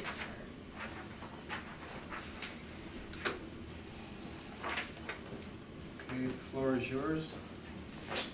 So the rental discounts, we have previous municipal board decisions, this refers to the previous board decisions, municipal board decisions, saying that tenant improvements, leasing commissions, and leasing incentives are not expenses which may be used to reduce the income for the purpose of calculating market value. And then if you look on line 2, under 2017, there's $109,550 that has been used to reduce the potential market gross rents on this property. There's other stated, and then further down, there was another decision, which again, tenant improvements, leasing commissions, and leasing incentives are not expenses which may be used to reduce income for the purpose of calculating market value. And that these items should not be treated as expenses. I do have the full municipal board orders here, if you would like them as well.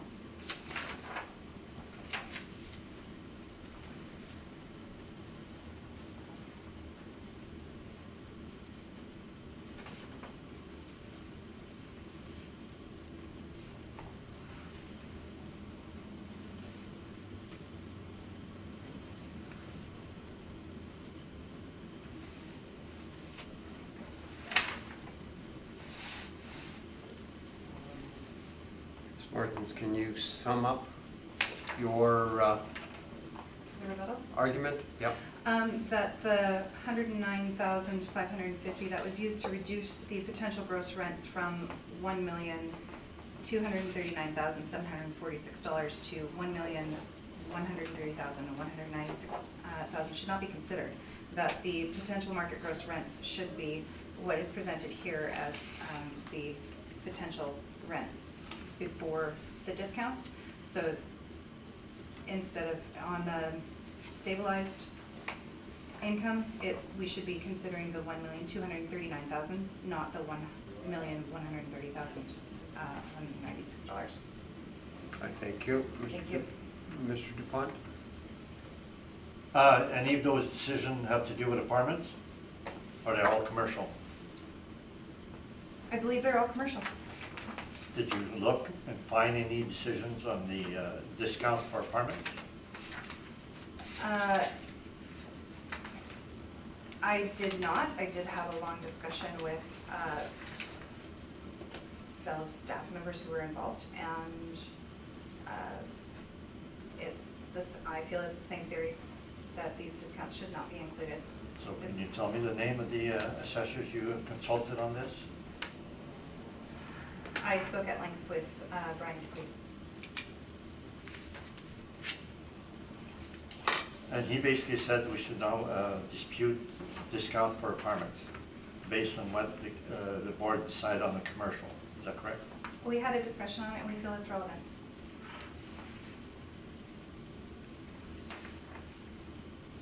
When there's a tenant inducement for Richardson building, which they had in the first order,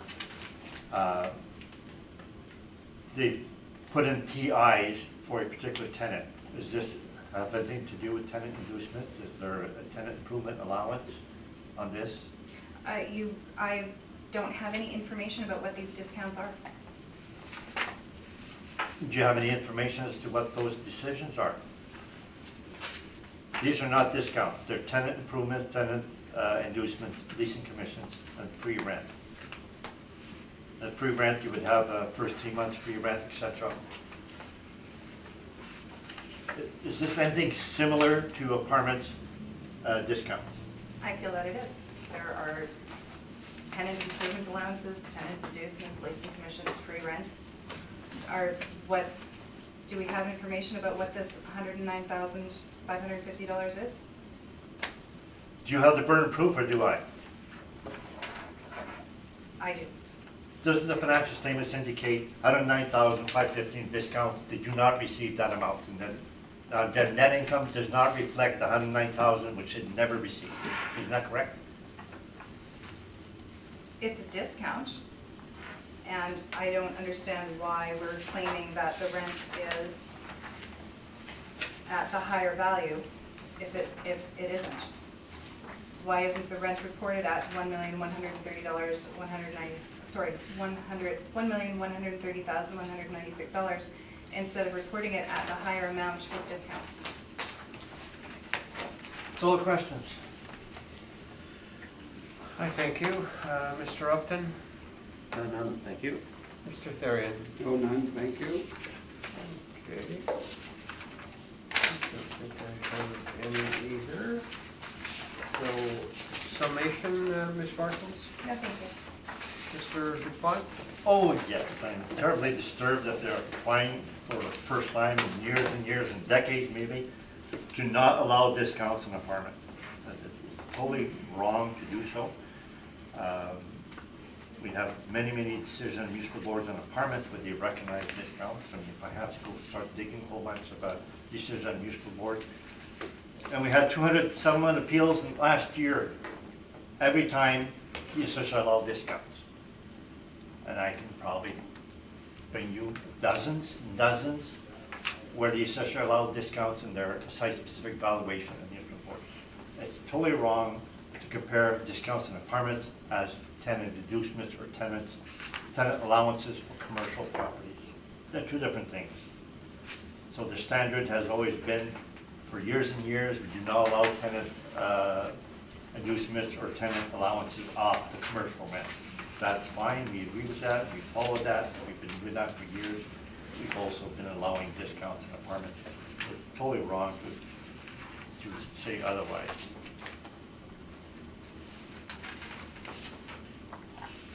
Thank you.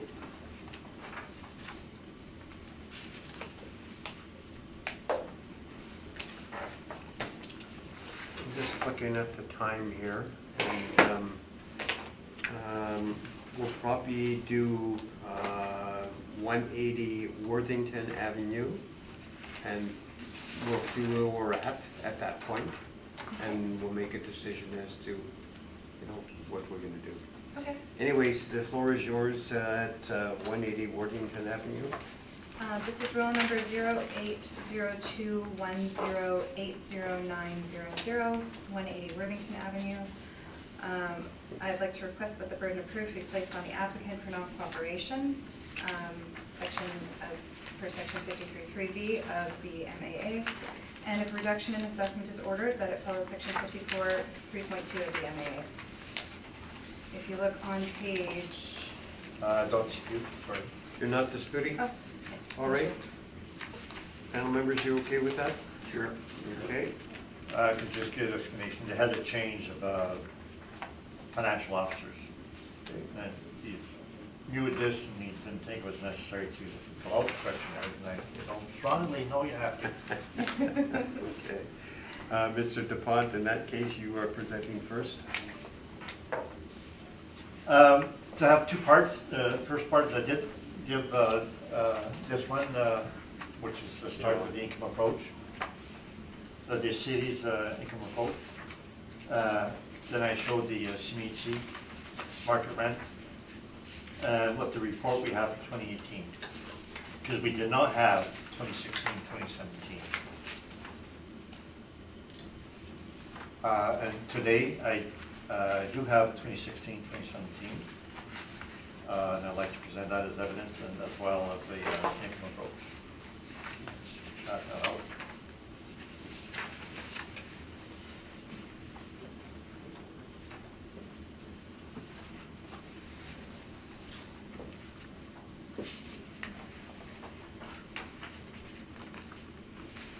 Thank you.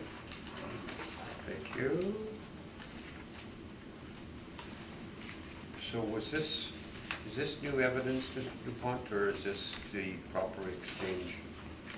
Financial statements, 2016, 2017 is new evidence. And the income approach I give you is usually allowed because it's an opinion of value and we can present that verbally and or Okay. give it to the board. You okay with that, Ms. Martins? I prefer we didn't have the new information, Okay. You prefer what? that we did not have the new information, new evidence.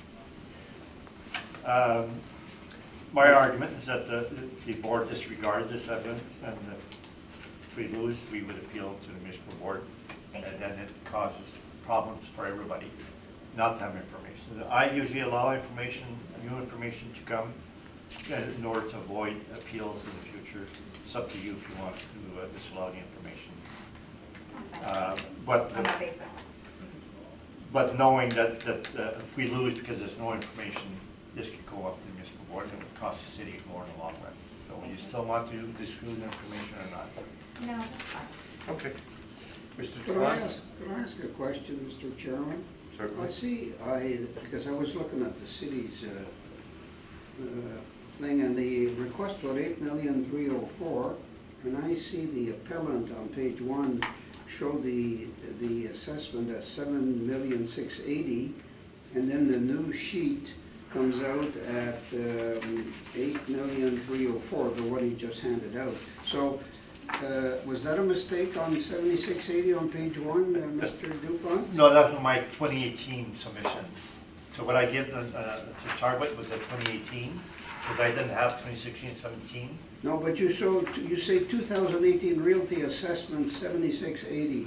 What page are you looking at? No, that's the city's. That was the city back in 2018, yes. And for Oh, 2020. you're back to 2016. Yeah. Oh, That's 18, so we're okay, doing. he's back to 20. 16. Okay, I get it now. Okay. Okay. So do I. No, I didn't get that before. Okay, I got it now. All right. Mr. DuPont, the floor is yours. Okay, so the appendix, it shows that the accountant, says here's your 2016, 17, 18 for Riverside Lion, and I told him that he should send that directly to the assessment department, and actually it's late. But he did give us a 2017, et cetera, 2016. Now, and then he has the rent rolls attached to it, et cetera. And then towards the end, I have the aerial photos. I was trying to figure out what the parking was from aerial photos. And so the front, the first one shows you the 4 parking. The line, the lot line is that circle they have in the back. To the left is 188, Worthington, to the right is 180. So there's 4 parking. And the rear, the next page, shows that it has 10 parking, if I can count, up to the middle of that circle.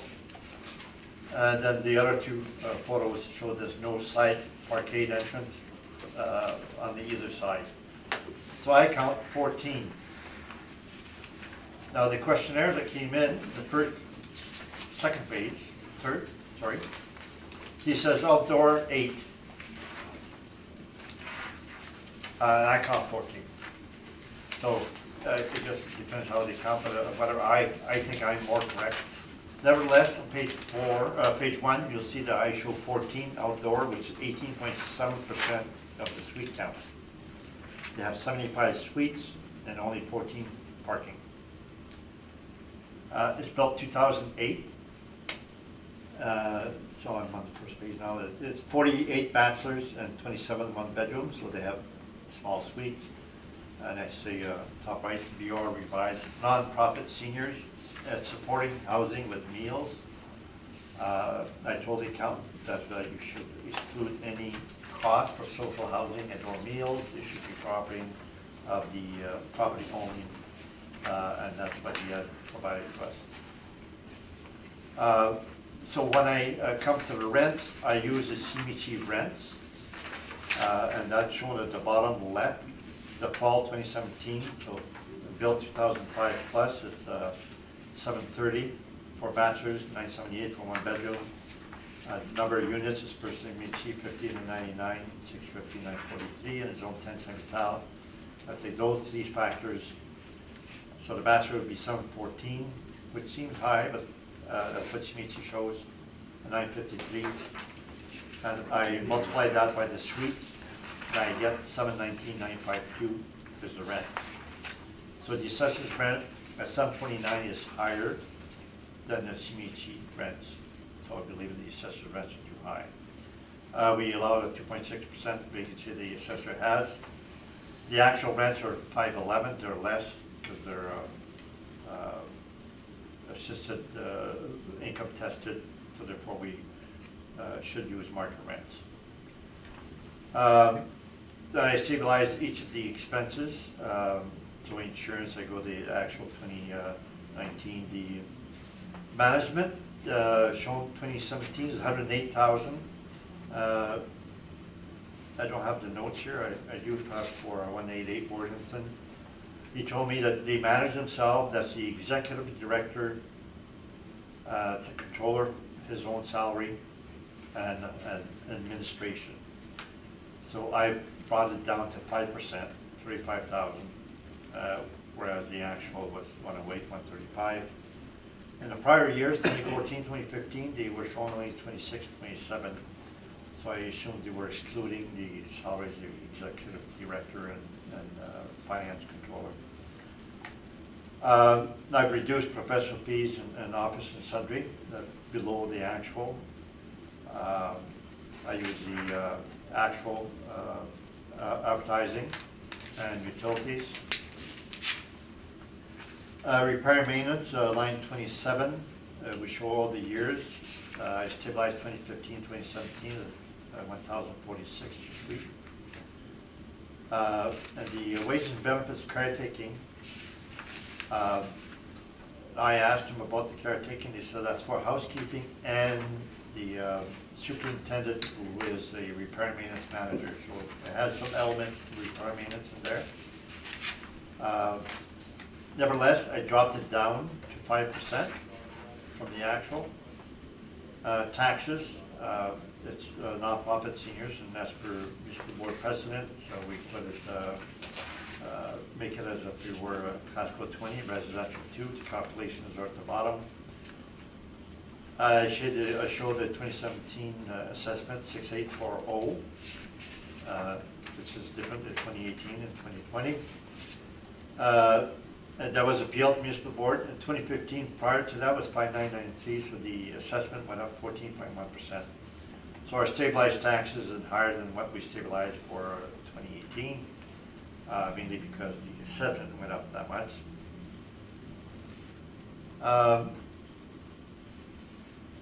So last time around, I had stabilized at 5%, because that was our cap rate for 2000 plus. Now we're at 5.25, because we have 3 comparables, that it's 5.25. And we added a 0.5% premium, because it's 64% bachelor and only 18.7% parking. We were not going for a premium 2018. We now are, because it has 2 negative factors. So it's a property with lots of bachelors, very low parking. So that's my submission. 6097 is the value of 6098 rounded. Thank you.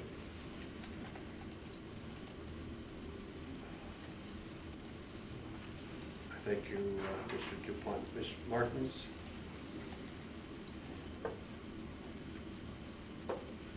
Sorry, can you just explain the parking premium that you put on here?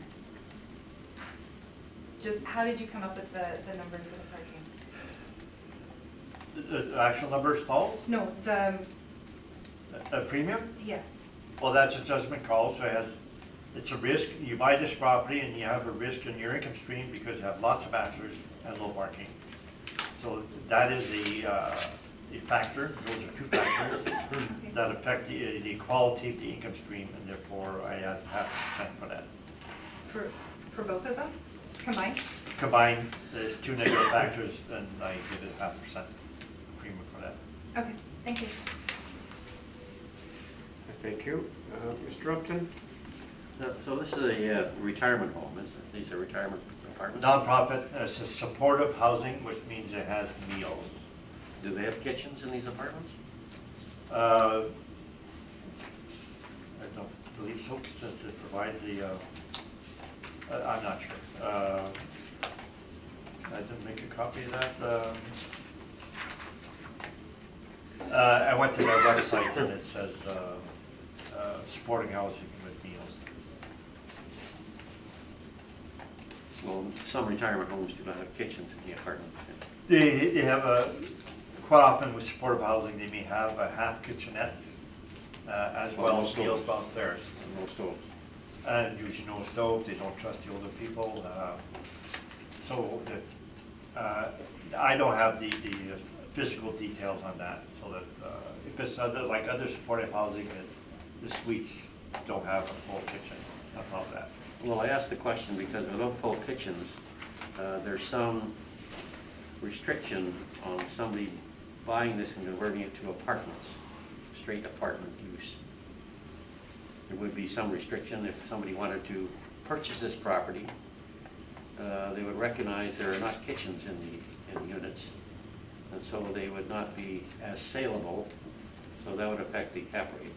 Yes, that's Does that another make any negative sense, factor, which I could be adding to, but I don't have the facts, but it's likely only part kitchens, and that's another negative factor, yes. Okay, thank you. I thank you. Mr. Therian? Yes, could you tell me what that municipal board decision was? I missed the amount and I missed the year. You mentioned it. There was a decision in, was it 2015? Oh, on this, oh, okay. The 2017 assessment was appealed to the municipal board. Okay, but there's no decision on that? No decision on that. Was there not a decision prior to that? I thought you mentioned that. Then I shown brackets, 2015 was, which is the year for the prior assessment, 2018. That assessment was 5993 and it increased 14.1% for 2017. Yeah, but that was not appealed? There's no municipal board on that one? Decision? Oh, the 2015 one? Yeah. Uh, No, I was trying to get clarity here. I didn't think it was relevant. Well, I thought if there had been a decision made there, and there had been no changes to the building since, it would have been helpful.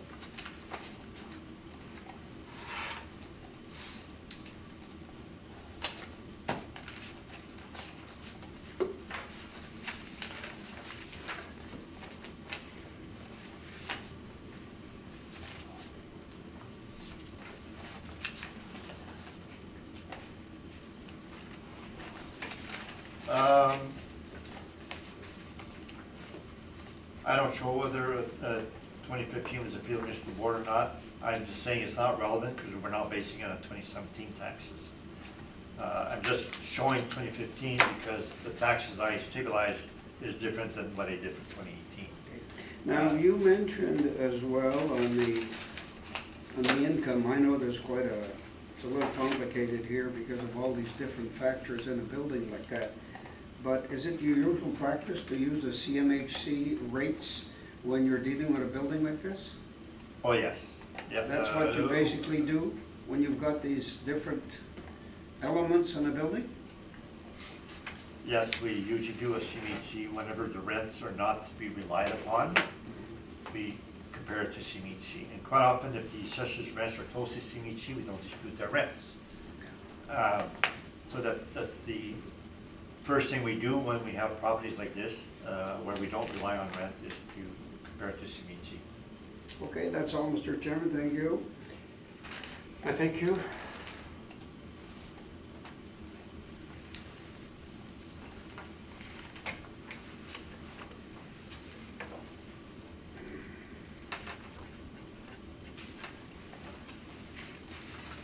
Ms. Martins, your presentation?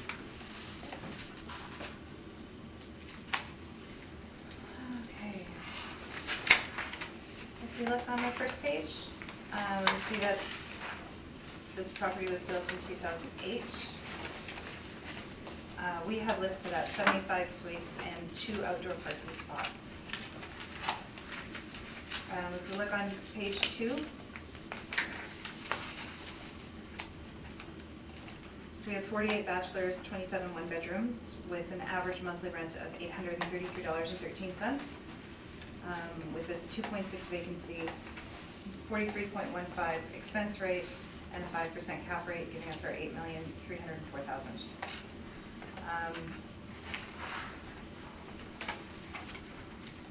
When we're looking at the rents, these are smaller apartments. When we're looking at on page 3, when we're looking at the comparables, we see that these are fairly small apartments due to the nature of the building and the function of the building being supported care where meals are provided. I'd like to note as well that part of how we value these properties is that we don't put a value on the commercial kitchen, because that's as part of the way we do these, using CMHC rents and other adjustments to give a fair valuation on these properties.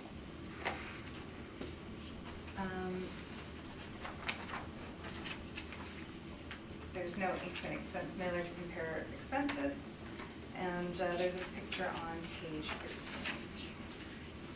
Thank you.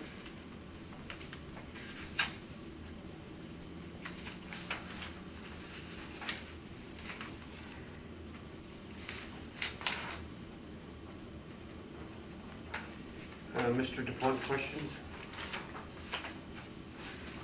Did you say you determined the rents with CMHC or not? CMHC is a standard way that we take a look at to see if our values are within a range. We don't zero in exactly on the CMHC values. So in this particular case, you're higher than CMHC, is there a reason why you are? It was modeled.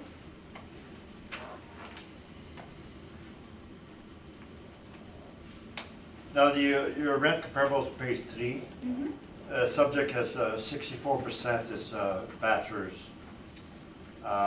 Would you agree that, like your comparable number 1 is 50% bachelors, and comparable number 2 is very low percent bachelors, and 4 is very low, and none of them are 64%? None of them are 64%. That being said, I looked for properties that had small areas, so there's a little bit of a balance with that. It's quite difficult to find several buildings with the exact same suite mix. It's a challenge, I might recognize, but I tried to go with properties that, well, not number 4, but if you look at number 3 and number 5, which are smaller than the subject property.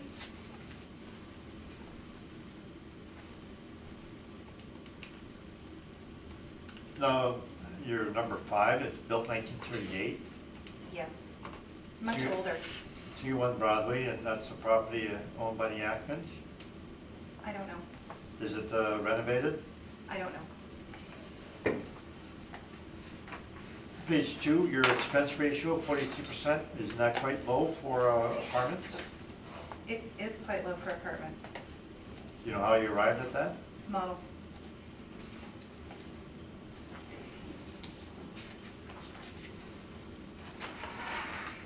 That's all the questions. Thank you. Mr. Upton?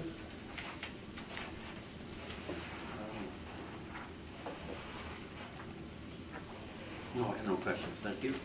Thank you. Mr. Therian? Yeah, knowing how complicated it is on a building like this, as I mentioned, but the model is able to deal with all of those across the city?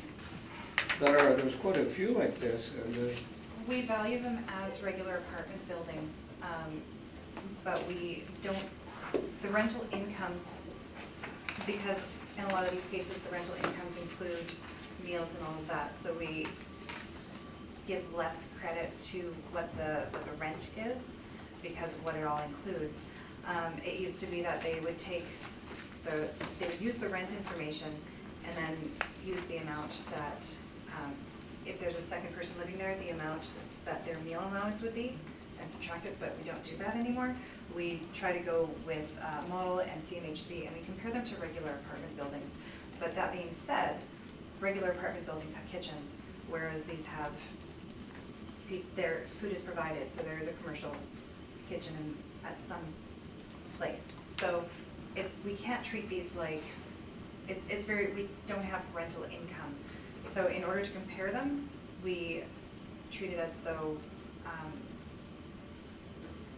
they're getting food. So we're not calculating in the commercial kitchen aspect of it. We're treating them as the apartments are regular apartments. And on your expense side at 43%, Remember too, though, this is a building that was built in 2008. yeah, I know, So, I saw that, but was wondering how you were coming up with those figures, that's all, I guess. and we're treating the expenses as though it's a regular apartment building. Okay, you are? So it's part of the difficulty in valuing the assisted living situations. Okay, thank you, Mr. Chairman. Thank you. Summary, either party? Can I ask a question, redirect from that? Sure. You mentioned this type of property with commercial kitchen. Can you confirm whether these properties have no kitchens in the suites or half kitchens? No, I can't. But for the most part, when we are looking at properties that provide meal service, we don't treat it as, we don't look into whether or not they have it. We aren't putting value on, we don't have another income stream to provide the income for the commercial aspect. of the property, which is providing the services to the seniors. We don't factor that in, we treat it as a regular apartment building regardless of whether or not they have kitchens. No questions? All right. I think what we'll probably do is shut it down for, how long do we need for lunch? Half an hour, 20 minutes? What? You're the boss.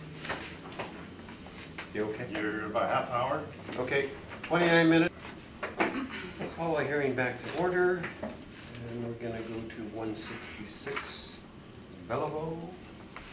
So, Ms. Martins, whenever you're ready. This is roll number 080041888500. The assessed value is $1,235,000. The classification is an institutional property. So the liability is S, taxable, school exempt. This is an apartment built in 1968 with 26 suites and 10 outdoor parking spots. On page 2, we have our income value summary. There are 22 bachelor suites and 4 one-bedroom.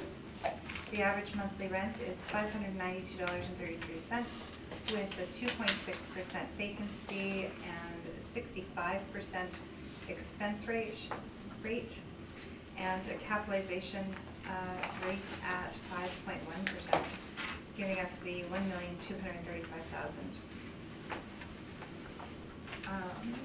We have some rental comparables and the cap rate evidence and the income statement on page 7 and 8. And then on page 9, there is a picture of the property and a little bit of a map to show where it is in the city. Thank you. Thank you. Mr. DuPont, questions of the assessor? No questions. Mr. Upton? Institutional property, what kind of property is it? Is it a school of some kind, or? No, it's an apartment building. I'm not sure if it's Yeah, for apartment seniors courts, yeah. or, but it's some type of, it would be Assisted some living? type of assisted living. It is, okay. I'm just gonna look at the mailer here.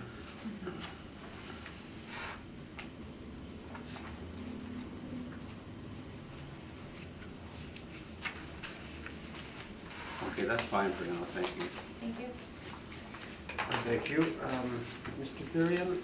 Yeah, 1968 building, wood, steel, one story, 5.10. I know that's within the parameters of your range, but it seems to be, I don't know what condition that building is in. Would you know? I don't know what the condition is. So I'm not sure what of the parameters was adjusted. That's for all the modeled. model. Yeah. Okay, thank you. All right, thank you. The expense ratio seems to be pretty high, 65%. Yes, So that's model driven? that is model driven. Okay. I'm not sure which of the parameters have been adjusted, whether that's something that was a quality tweak within the model to indicate higher expenses on this property. Get a chance to look at it or go No, I past it? did not. No? Okay. The cap rate seems to be a little bit low too. Yes. No, Mhm. no overrides or anything like that, or no?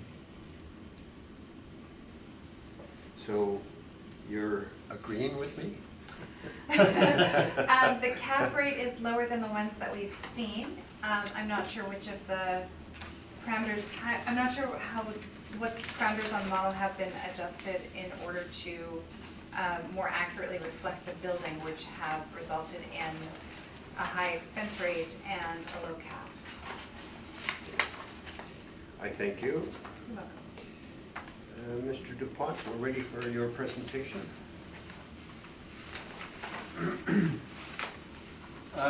First page, you'll see the photo. Motel style apartment. Older, 1968. Two is an aerial photo. Not much parking there. You'll see that page 2 is on top, says 11 parking stalls, which is only 42% of the suites. Page 3 shows a more aerial photo and the map as to where it is.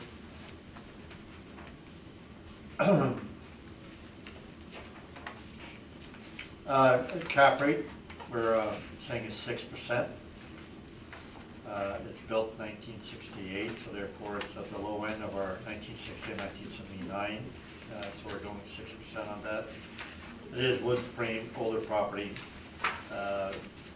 Sort of condition-wise, it'll be on the low side.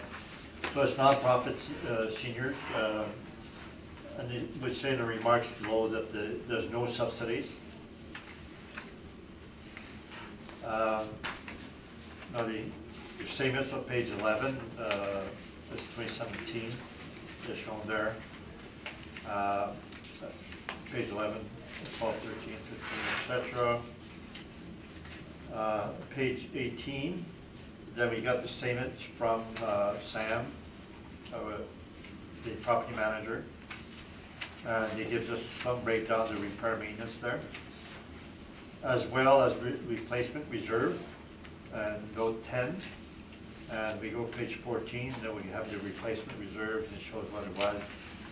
And what they had for the, so they had appliances, countertop, page 19, which we allowed, other plumbing, the small amounts, and I allowed that. Flooring, I show what it is for each of the years, 17, 16, 15, and I think the whole 5 years is for 462 that they spent, divided by 26 suites is 172 per suite, which is less than the maximum of 400, so they're on the low side. Page 20 is the replacement reserve for 2016, 2015. We allowed flooring, you see that's 11,744, which is shown on my page 19. That's the highest year, the page 21, 2014, 2013. We disallowed the roof repair, but we allowed the appliances and flooring. So page 7, we have the revenue and expense at line 13. We do not dispute the assessor's EGI. So we start off with, we don't dispute their rents. Expenses, we stabilize most of the expenses in a normal way. Now repair and maintenance, line 27, we show the 5 years. That is stabilized at the 5 years, which is 1,050 per suite. And then we have line 29, replacement reserves. We show all the years there, 5 years also. We stabilize it at 5 years, and that gives another 1,397, sorry. So the total repair maintenance, including the replacement reserve, is 1,447 per suite. And then when we do the expenses, and the stabilize, it comes to 73%. So we do a default maximum 70%. Over the years, we have come to settlements with the assessor for maximum default expense ratios. A long time ago, we were 85%, but the assessor just hammered us. We dropped it in 80 and 75, and we're now down to 70. So even though we stabilized at 131,000, we bring it down to 126, another 5,000 lower. We apply 6% cap rate. It comes to a value of 900,000. And we stabilize the taxes at the CC 20. We have low parking coverage, only 42%. I'm not adding extra for that. And I'm not adding extra to the cap rate due to the fact it's wood frame, older hotel style. I believe our cap rate is quite reasonable on this. And that's my value. Thank you, Mr. DuPont. Ms. Martins? No questions, thank you. Mr. Upton? Yeah, is replacement reserve normally accepted as an expenditure? Yes, there has been. We went through that, the municipal board. The assessor fought us from 2012 on, and then 2018, they agreed to have replacement reserves. So for all nonprofits, we settled for 2012, 2014 municipal board, including replacement reserve. Okay. What the assessor did is to go each individual item, because appliances and flooring are allowed when they're part of the normal properties. So we would just go through the items to see whether individual items are allowed or not. Um,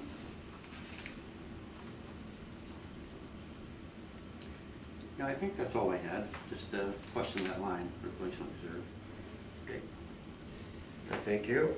Mr. Therian? Yes, line 30, the 2017 taxes were $10,735, and you're using $14,672. Is there an explanation for that? Yes, we're using class code 20. The taxes are school exempt, but when we stabilize it like a normal apartment block. We use market rents, and therefore we use market taxes. And the assessor agreed to that, and a decision of the municipal board last year. I may have included that. The assessor can tell you whether they agreed to that or not. Yeah, that seems unusual. Sorry, I have No knowledge of that? no knowledge of that, sorry. I don't have that decision, but we did come to an agreement, the municipal board, there was a decision. It was in 333 bond, Fred Douglas Place, and we settled. We had a lawyer and we settled at the hearing. And then the board issued a decision, and then we settled all the other nonprofits for 2012, 2014, based on CC 20 taxes. And Okay.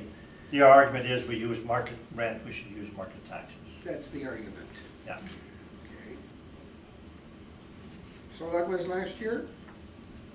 Yes, that was in August 2018. Okay.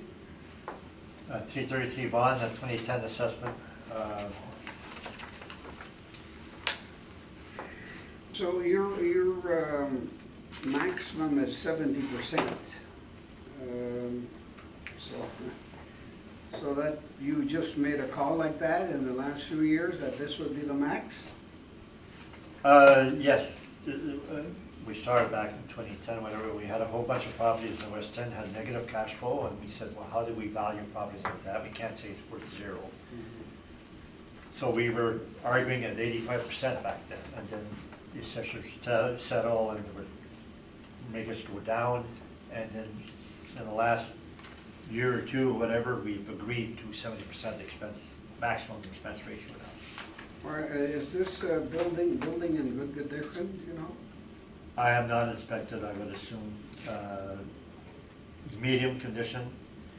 The repair maintenance is not bad at $14.47 per suite. It's professionally managed by Sam, which is the manager of the nonprofit property, so it's a good manager.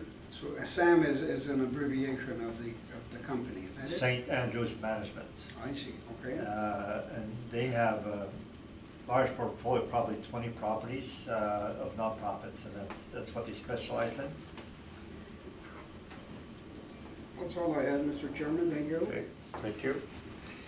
Mr. DuPont, you talked about, this is a non-profit subject?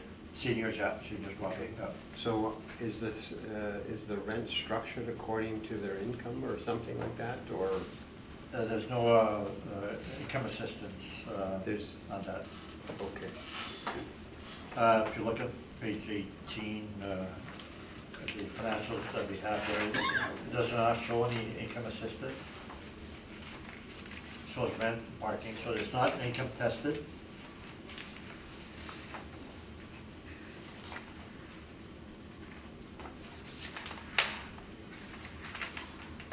So I guess that's based on your income, eh? The rent is based on your income? No, the actual income is 129,000 or 134, line 13. We stabilized at 180, so we bumped our rents up. So the rents are not income tested, but they're still below market because they're nonprofit. So we agree with the assessor's market rent. Yeah, you're not disputing your effective gross income is exactly the same. It's not, like you said, it's not disputed. I've never heard the term maximum default for expenses. Oh, okay, you have it. Oh, Okay. You've had problems with properties with negative cash flow for years. And we had to value them, and over time with the assessment department, we come to agreement of maximum default. And till recently, I think we were 75%, but for the last round of settlements that we did, 2012, 2014, last year, it brought me down to 70%. So, would there ever be a chance where you will go strictly to land value for these or not? No, we avoid land value. Okay, It's, it can be all over the place. It's hard to value land, yeah. so we avoid. Well, I'm just thinking, Mr. DuPont, because like, you know, the subject says 93% expenses. I mean, it's probably gonna grow more and more, and eventually, you know, and you're still gonna be 70%, so there is value to it, but I'm just saying that, you know, maybe you look at land value at that point. We had a property at 601 Broadway. We had 4 years. I settled a buying decree, and he wanted land. The assessor was going land. And they were going $24 a square foot. They were going high land, and I was saying $12, and we said, let's settle based on income approach and forget this land value. And that's where on that, we had 4 years, we settled at 70% expense ratio. So you, We kept the income approach, even though it was negative cash flow yeah, all these years. This land was too difficult to arrive at. so you're using 6%. Would you consider using a higher cap rate? I mean, the 6% falls in line with your study based on the age, but because of, it's time up. Bar's gonna close. Is God talking to you? That's not, you know, he said. Oh, so anyways, you're at 6%, and that's structured according to the age. Now, because of the expenses are running, you know, I guess excessively, would you consider using a higher cap rate? Yes, I would. I should have. And it's with frame, motel style, low parking. It should have a premium, and I didn't, and I'm sorry. But I would consider going forward, if we went to municipal board, it'd probably increase my cap rate. All right. COF Haven, is that kind of a charitable organization, or the owner, is that Yes. is it a charitable organization of some kind? Yes. Avanet, COF Haven. That's a charitable, and then Okay. Sam, the property manager, as well. It's, There must be a means test to get into this building then. no, it doesn't show any income testing and the financials. And I go on Sam's website, which is really, really good. They have all their properties and they give descriptions, and I believe they don't show income tested on that. So they just go relatively low rents to start with. Okay. But All right, thank you. the financial statement shows actually no assistance anywhere. And I have the rent rolls also. The rent rolls just says rent residential, and there's no subsidies of any kind on the rent rolls. All right. Ms. Martin's summation if you want. No, thank you. Mr. Dupont? No, thanks. Okay.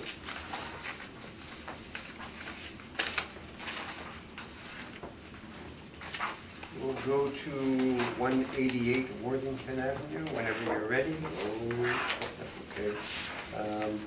We're seeking, the floor is yours. Thank you. This is roll number 080210810000.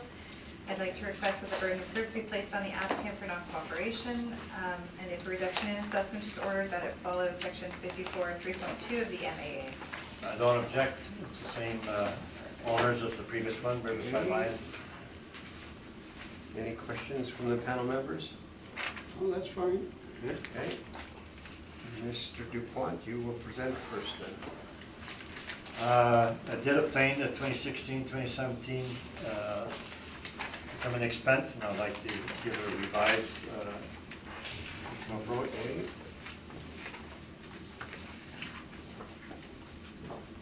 Oh, do I have an extra copy there?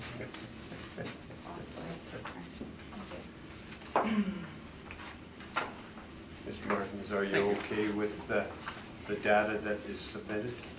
As long as it's given the appropriate weight. No, only 5. Okay. You can have mine. What did you say? As long as it's given the appropriate weight. Oh, okay. Okay. If you need it. Yeah, I'll go to it. But I'll need that from you after. I Yes. guess. I usually mark. Can you give Katie your sheet after, but don't mark? This one? Yeah. Okay. I Well, mine's too Oh, I can give mine back. It's too late for me. I'll give her mine. I like that. It's okay. And Robert will give you. Oh, his. okay. Okay. Sounds good. Okay.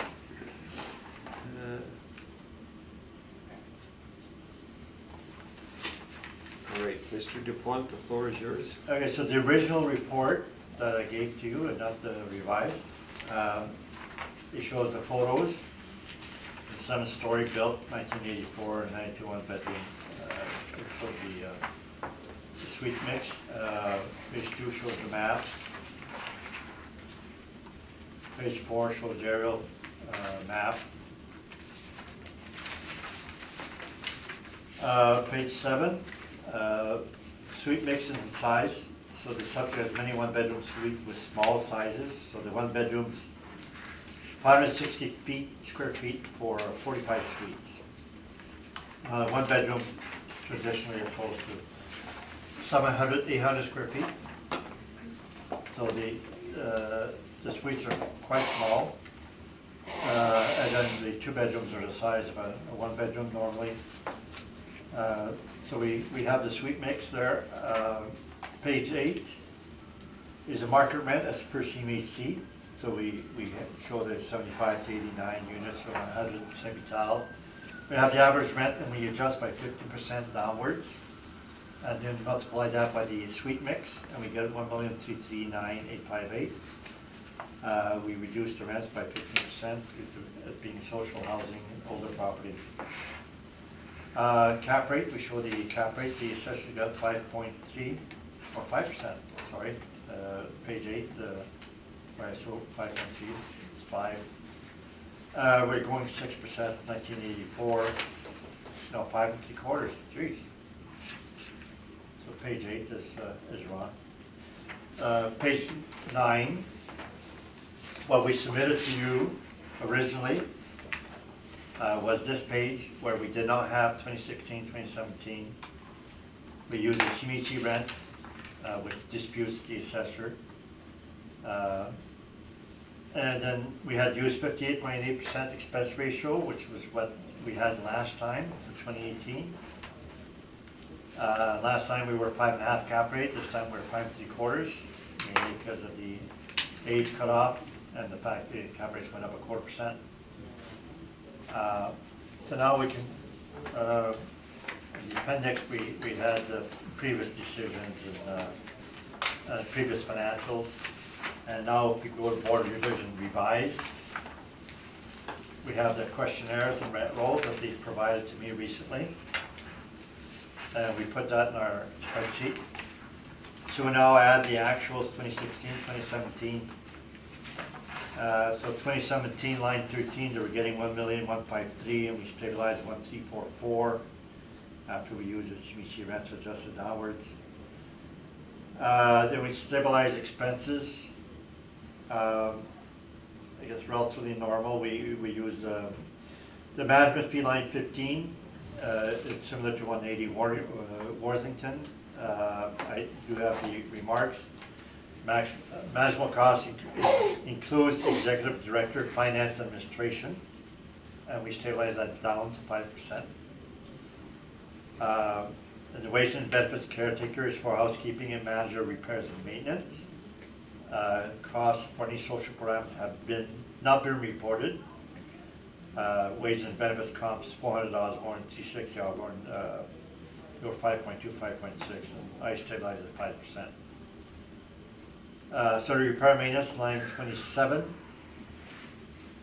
The 3-year average is 230,000, and if we went 5-year average, 2013, 2014 are higher than that. You'll see line 27, they were 256, 249, and now we stabilize at 203,000. So we're less by going to the 3-year average. And that's 1561 per suite. We use 5.75 cap rate, comes to 10,136,000 versus what we were asking for 2018 at 9,900,000. We stabilize the taxes again at the CC 20, which is the residential 2, which we, based on the precedent of the municipal board last year, we're going with market rents and market taxes. On the remarks bottom left, it says that 2017 taxes based on the assessment of 13 million. And then we say that was appealed to the municipal board and not heard. And 2015 was 10 million, so they increased it by 25%, so there was a high increase. And now they're being higher at 14,488,000. So our stabilized taxes, 157 is higher than 2018, mainly because the assessment went up that much. And that's my submission. Thank you, Mr. DuPont. Ms. Martins? Does this property have kitchens in the suites? I believe so, yes, it's like a regular apartment. Your revised, the page with all the work up on it, it says that the Altus is CMHC less 10%, but on page 8 of your original submission, it says that the adjustment is 15%. Yeah, I went 15. Okay. Final, I believe I went 15. And what is that 15% based on? Is it just on size? A lot of it on size, suite size, and the fact that social housing is usually less rent than if it were a market type of property. So the suite size plays a big factor. That's the main factor for reducing the rents.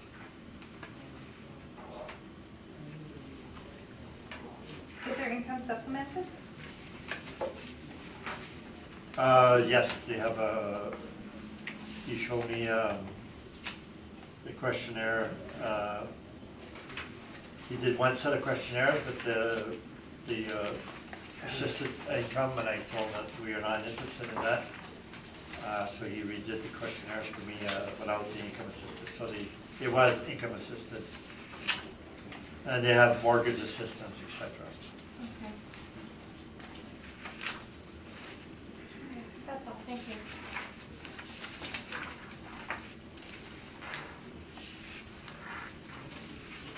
Mr. Upton?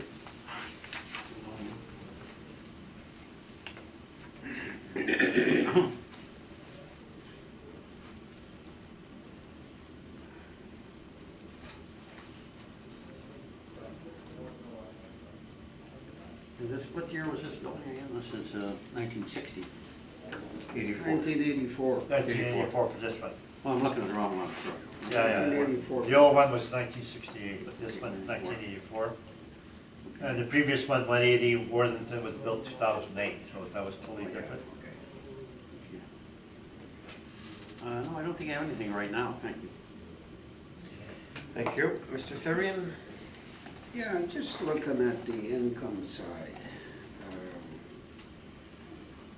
This seems, you're gonna correct me if I'm wrong, but this seems like normal apartments with kitchens and everything else? I believe that Would that be fair? I believe so, and they have really small suites. So, looking at the 10% CMHC adjustment, we also talked about 15, but does this apply to 10 in this case here? No, Does it the because 10 on- is a typo, it's 15, so So you got 15 here? 15% is what I have in my original report. Yeah, but I'm looking at this one here on page, new one you gave us. The new one is basically the same rents I had in the original. So it's 15%? Yes. So, okay, how do you, I'm trying to understand how you deduct 15% from when you're looking at market rates for a building that's, looks to be in pretty good shape, and you arrive at this revised figure. Could you try and clarify this for me? Because that's quite a bit of money on this amount. The suite size 560, if you say it's the normal size is 700 square feet, that's 20% less square footage. So the suites are likely 20% less than normal, and we adjusting the rest by 15%. Is the 859 your figure on rents? Yes, that's my stabilized. That's after the 15% taken off? Yes.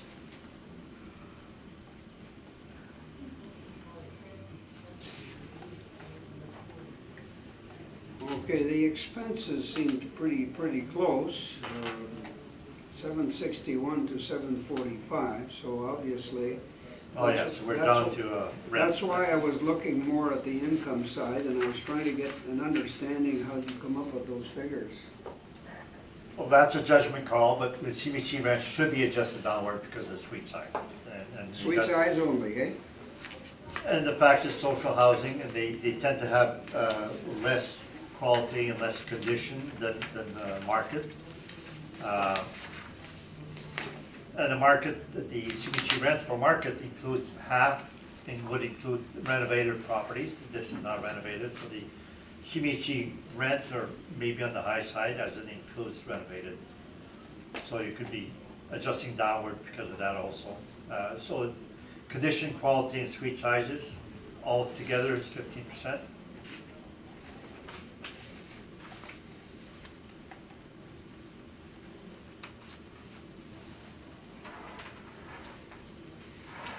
That's all I had, Mr. Chairman, thank you.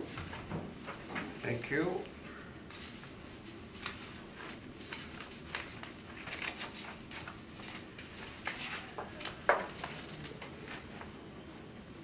I have no questions. Ms. Martins, floor is yours. Thank you. We have the assessed value at $14,488,000. If we look on page 2, we have the suite count at 92 one-bedrooms and 32 two-bedrooms and 6 three-bedrooms, with an average monthly rent per unit at $967.44. We've applied a 2.6% vacancy rate, a 50.72% expense rate, and a 5% cap. That gives us our $14,488,000. We have rent comparables on page 3. They range from $930 a month to $1,024 a month. None of them actually have any 3-bedroom units, which does bring the rents, the average rents down. On following pages, we have our standard information and the non-compliance information. And on the back page, we have a photograph of the property and a little map.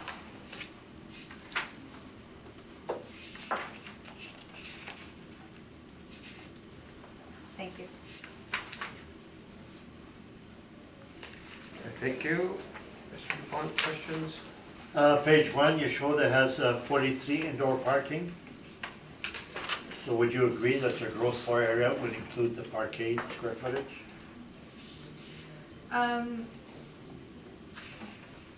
Yes. So when you go to page 3, the gross floor area for subject 950, that's skewed by the parkade. Do you know if any of the comparables you have there have parkade? No, I don't. The 660 Dakota was, the hearing here today was renovated, so would you agree that your comparable number 4 is renovated? Yes.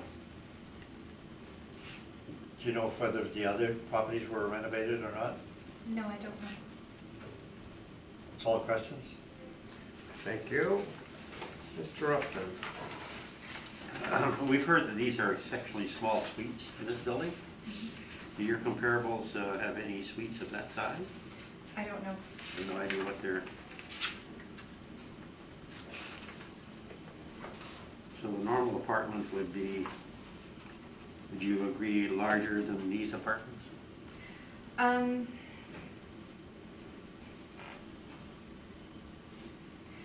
It's hard to say normal. We have a lot of comparable properties that have smaller smaller sizes, so it's tough to generalize like that. Yeah, being social assistants, would they be generally smaller units and less well prepared and so on? I think for the hearings that I've been to, the properties that I've looked at in regards to different briefs and different submissions, some of them aren't, and some of them the opposite is true because it's made for, in many cases, more than one person. So in here with having some 3-bedroom apartments and some 2-bedroom apartments, a lot of the time social housing isn't necessarily smaller than normal. And like I said, I don't know if any of these other buildings also have, indoor parking that will skew the gross floor areas. Do you know if there's a means test to get into these apartments? I'm sorry? If there's a means test to be able to rent these apartments? I don't know. Okay, thank you. Thank you. Mr. Therian? So we have no idea of the size of these apartments. There's 92 one-bedroom and 32 two-bedroom. The appellant mentioned that bachelors, and I'm not sure, I think that's the term he used, was 560 or something. But One bedroom, I said. Did you say one bedroom? Yes. Okay. 560 one bedroom? 560 square feet for one bedroom, there's 45 suites at that size. Oh, and they show 92, the city, so. And 40 suites at 610 and 7 suites at 630. So we have 92 suites. We agree on the suite count. Do you have a total of 130 units? Yes. You do have that, okay. My question should be to you. So 1984 building, Yes. trying to sometimes it's hard to pick up this stuff. No, I think I'm okay. Thank you. Thank you. I thank you.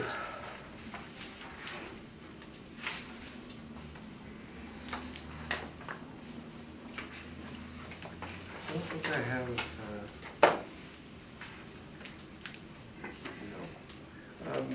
summation if you. Can I redirect? Absolutely. Your page 3, your comparable for rents. Number of stories, the fourth line. all of them are low rise except number 4. So would you agree that low rises usually don't have parkades? I don't know, I haven't looked at enough to say.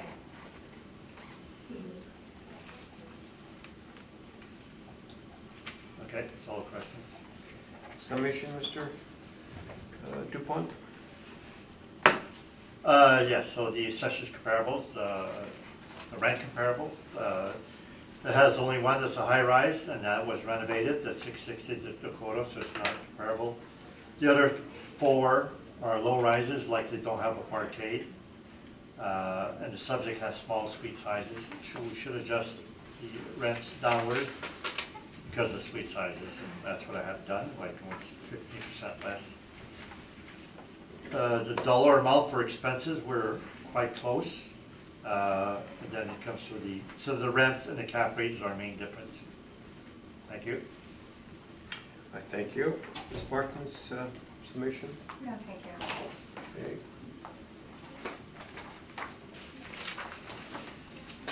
Okay, we'll go to 431 Goulet, whenever you're ready.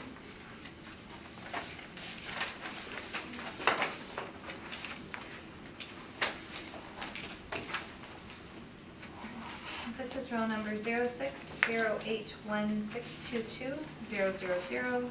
The assessed value is $2,057,000, classified as 20, so it's residential 2, with liability status of taxable. This apartment was built in 1960 with 23 suites and 22 outdoor parking spots. If we look on page 3, we have our income value summary.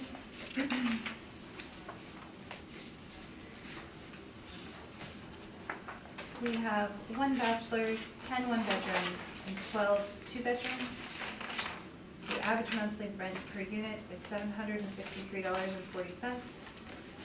We have a vacancy rate at 1.8%, expense rate at 49.29%, and a cap at 5.1%, giving us our $2,057,000. On page 4, we have some rent comparables. They range from $730 to $917. We have our cap rate information, and on page 9, we have the income information.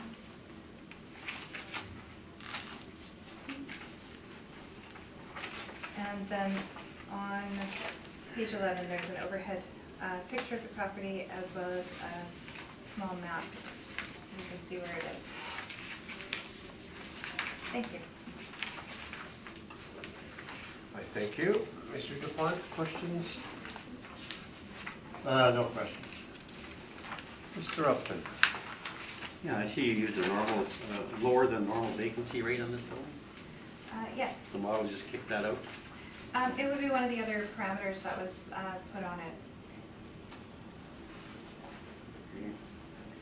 And a cap rate of 5.1 for a building in 1960, erected in 1960.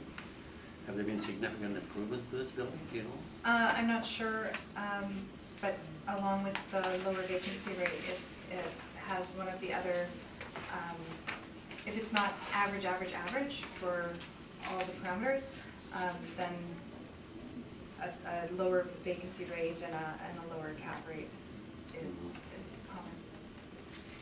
So those factors override the age of the building, you feel? Well, cap rate isn't just by age. Well, of course, you know, Yeah. location and everything else. Okay, that's all, thank you. Thank you. Mr. Therian? So no questions, thank you.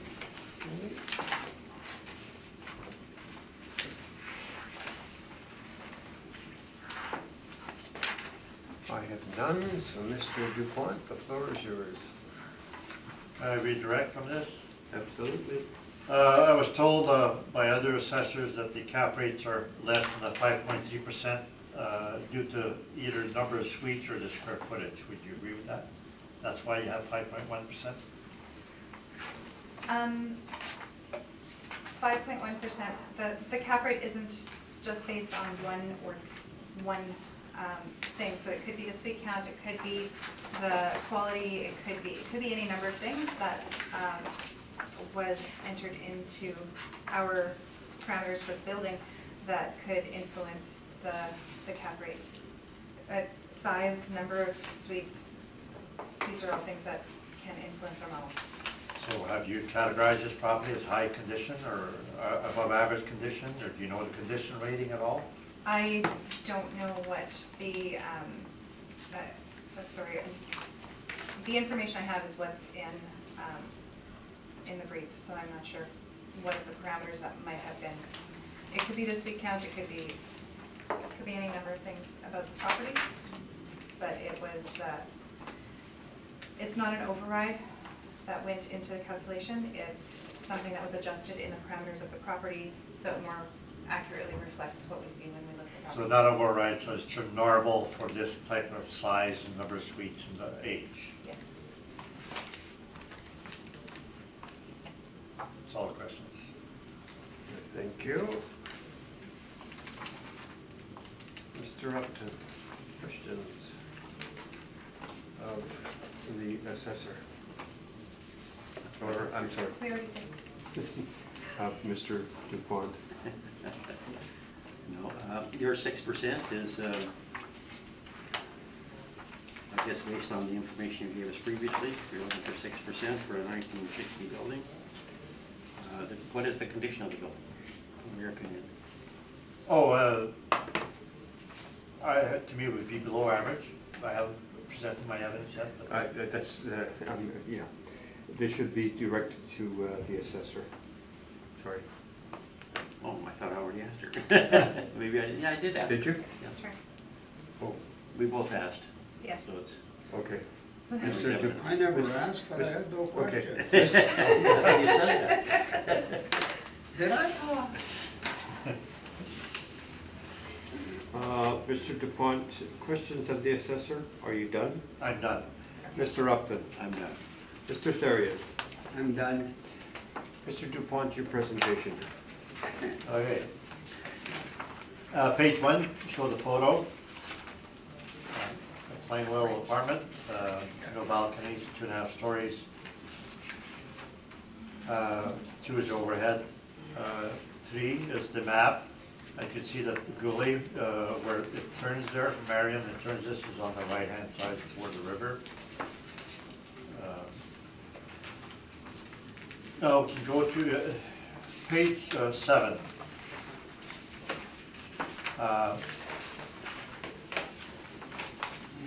Line 13 is very similar, effective gross income. Line 32, expense ratio, pretty much the same. Net income, line 33, similar, but actually within a couple of dollars. So we're mainly cap rate. We're going 6%, built 1960. And so part of that is to go to the appendix is to get a feel as to what they have. The repair maintenance is 1419 that I've stabilized at. But if you go to page 11, this 2017 statement, and this is Sussex, and they have a breakdown, their repair and maintenance. Under flooring and carpet, they have 6604, which is 287 per suite, which is low versus the standard of 400, which would be 4,000 per suite per property divided by 10 years. I've excluded the windows and doors. Page 12 is some more of the 2017. 2016, sort of page 13. The flooring and carpet is 104. The appliance purchase is only 1220. The appliance purchase for 2017 was only 1361. One suite cost 1,700, so they're on the low side. Page 15. The flooring is only 117 per suite. The appliance purchase 2372, which is about 1.5 suite. We excluded roof repairs. Page 17 is the 2014 financials. There's no appliance replacement at all that year. Flooring is $33 for flooring for the whole year, which is very, very low. $1.50 a suite. So they're not spending money on appliances and flooring. Page 19, the 2013 statement. The appliance purchase is $14.51, so it's about one suite. And the flooring is $128 per suite, also very low, below the $400 maximum. We've allowed only 50% of the, 75% of the miscellaneous exterior. We allowed, disallowed the roof and the window repairs. So the 5 years repair maintenance indicate very little is going to appliances and or carpeting. So I would suggest that the property is in below average condition.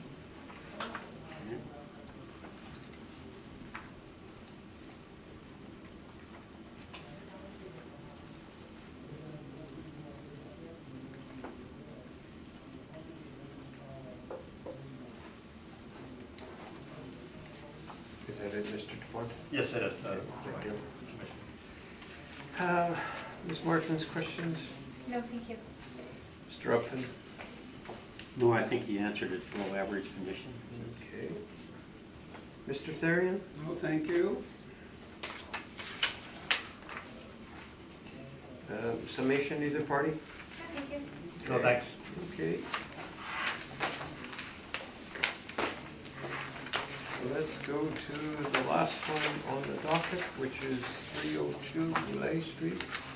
Whenever you're ready. This is roll number 06-0930-18500. The assessed value is $13,424,000. The classification is 20, so it's residential 2, and the liability status is taxable.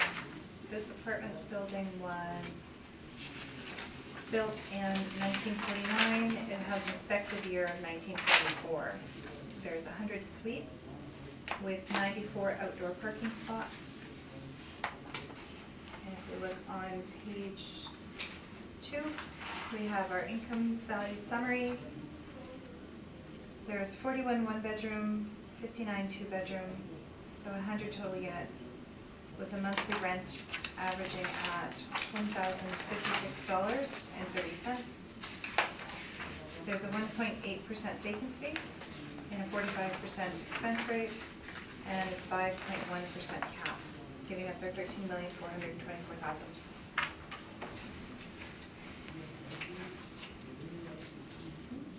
On page 3, there's some rental comparables ranging from $1,030 to $1,096.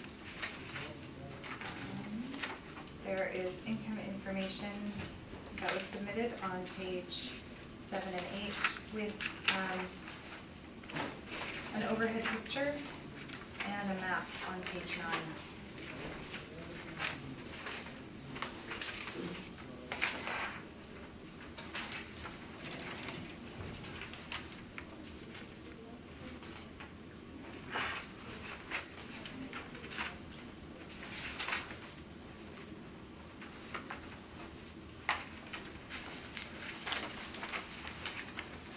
Ms. Martin? That's everything. Thank you. Mr. DuPont?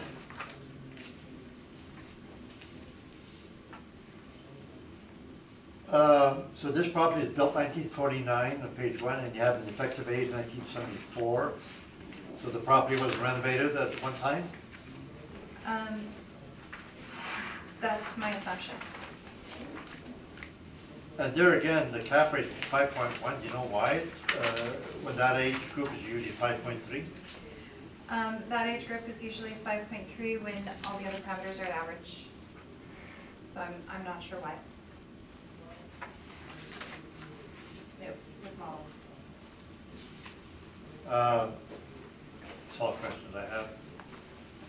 Thank you. Mr. Upton? No, I have none right now, thank you. Mr. Therian? None, thank you. Mr. DuPont, the floor is yours. And you might as well just talk about the cap rate, because your NOIs are pretty close. Yeah, okay. See the photo, they've repainted the stucco, they were older stucco buildings, they were renovated. And that's why they have the variant age. Phase two is shows where it is, right behind the Safeway. Phase three shows the map, shows the Safeway there.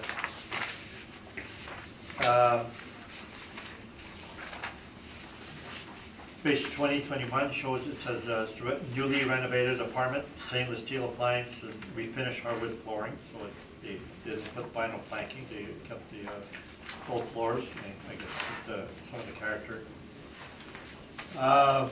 So page 7, at the bottom of the page says renovated 2012-2013. There was a sub issued from 2015. Original assessment was $6.9 million, and in 2015 increased it to $10 million. So they increased the assessment by $3 million, 46%. We have email in regards to discounts. So we've allowed for discounts on line 3. We applied the vacancy and et cetera. Repair maintenance is stabilized at 3-year average, which is $12.83 per suite. So on the low side, below the age group, but it's mainly because it's been renovated. And the rest are relatively high, $9.90 per suite. And so the repair maintenance is lower due to renovations. So everything's site specific. We got the cap rate 6%. So it's mainly cap rate dispute.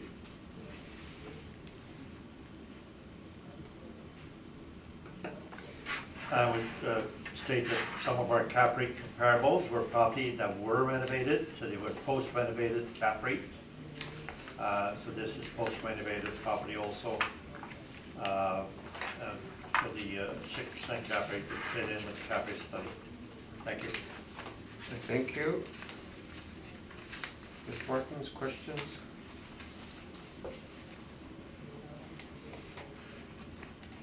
No, thank you. Mr. Upton? No, I have none, thank you. Mr. Therian? So, if it's been renovated in 12 and 13, it must be in pretty darn good condition at this point. It's still a wood frame walk-up, but stucco in it. Stucco has been painted now to modern colors. It's renovated, but it's still wood frame, older, so I think it's relatively good condition, but it still has the old finish, which is the wood frame still is a negative feature.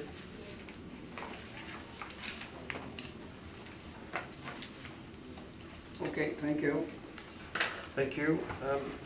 Mr. DuPont, there's 9 buildings on the site, and there's 100 units. Do you know how much, and how much, and when the renovations were done? Offhand? I don't know how much. The assessment went up by $3,189,000. From what year? From 2014 to 2015, that's in my remarks. Okay. So So, if there was 3 million divided by 100 suites, that's 31,000 per suite that went in. and that was probably over a course of a few years? 2 years, it says 2012, 2013. I thank you. Ms. Martins, information? No, thank you. Mr. DuPont? No, thanks. Thank you very kindly for your presentations, both of you, and results, Mr. DuPont, very shortly. And Ms. Martins, have a good day. Very much.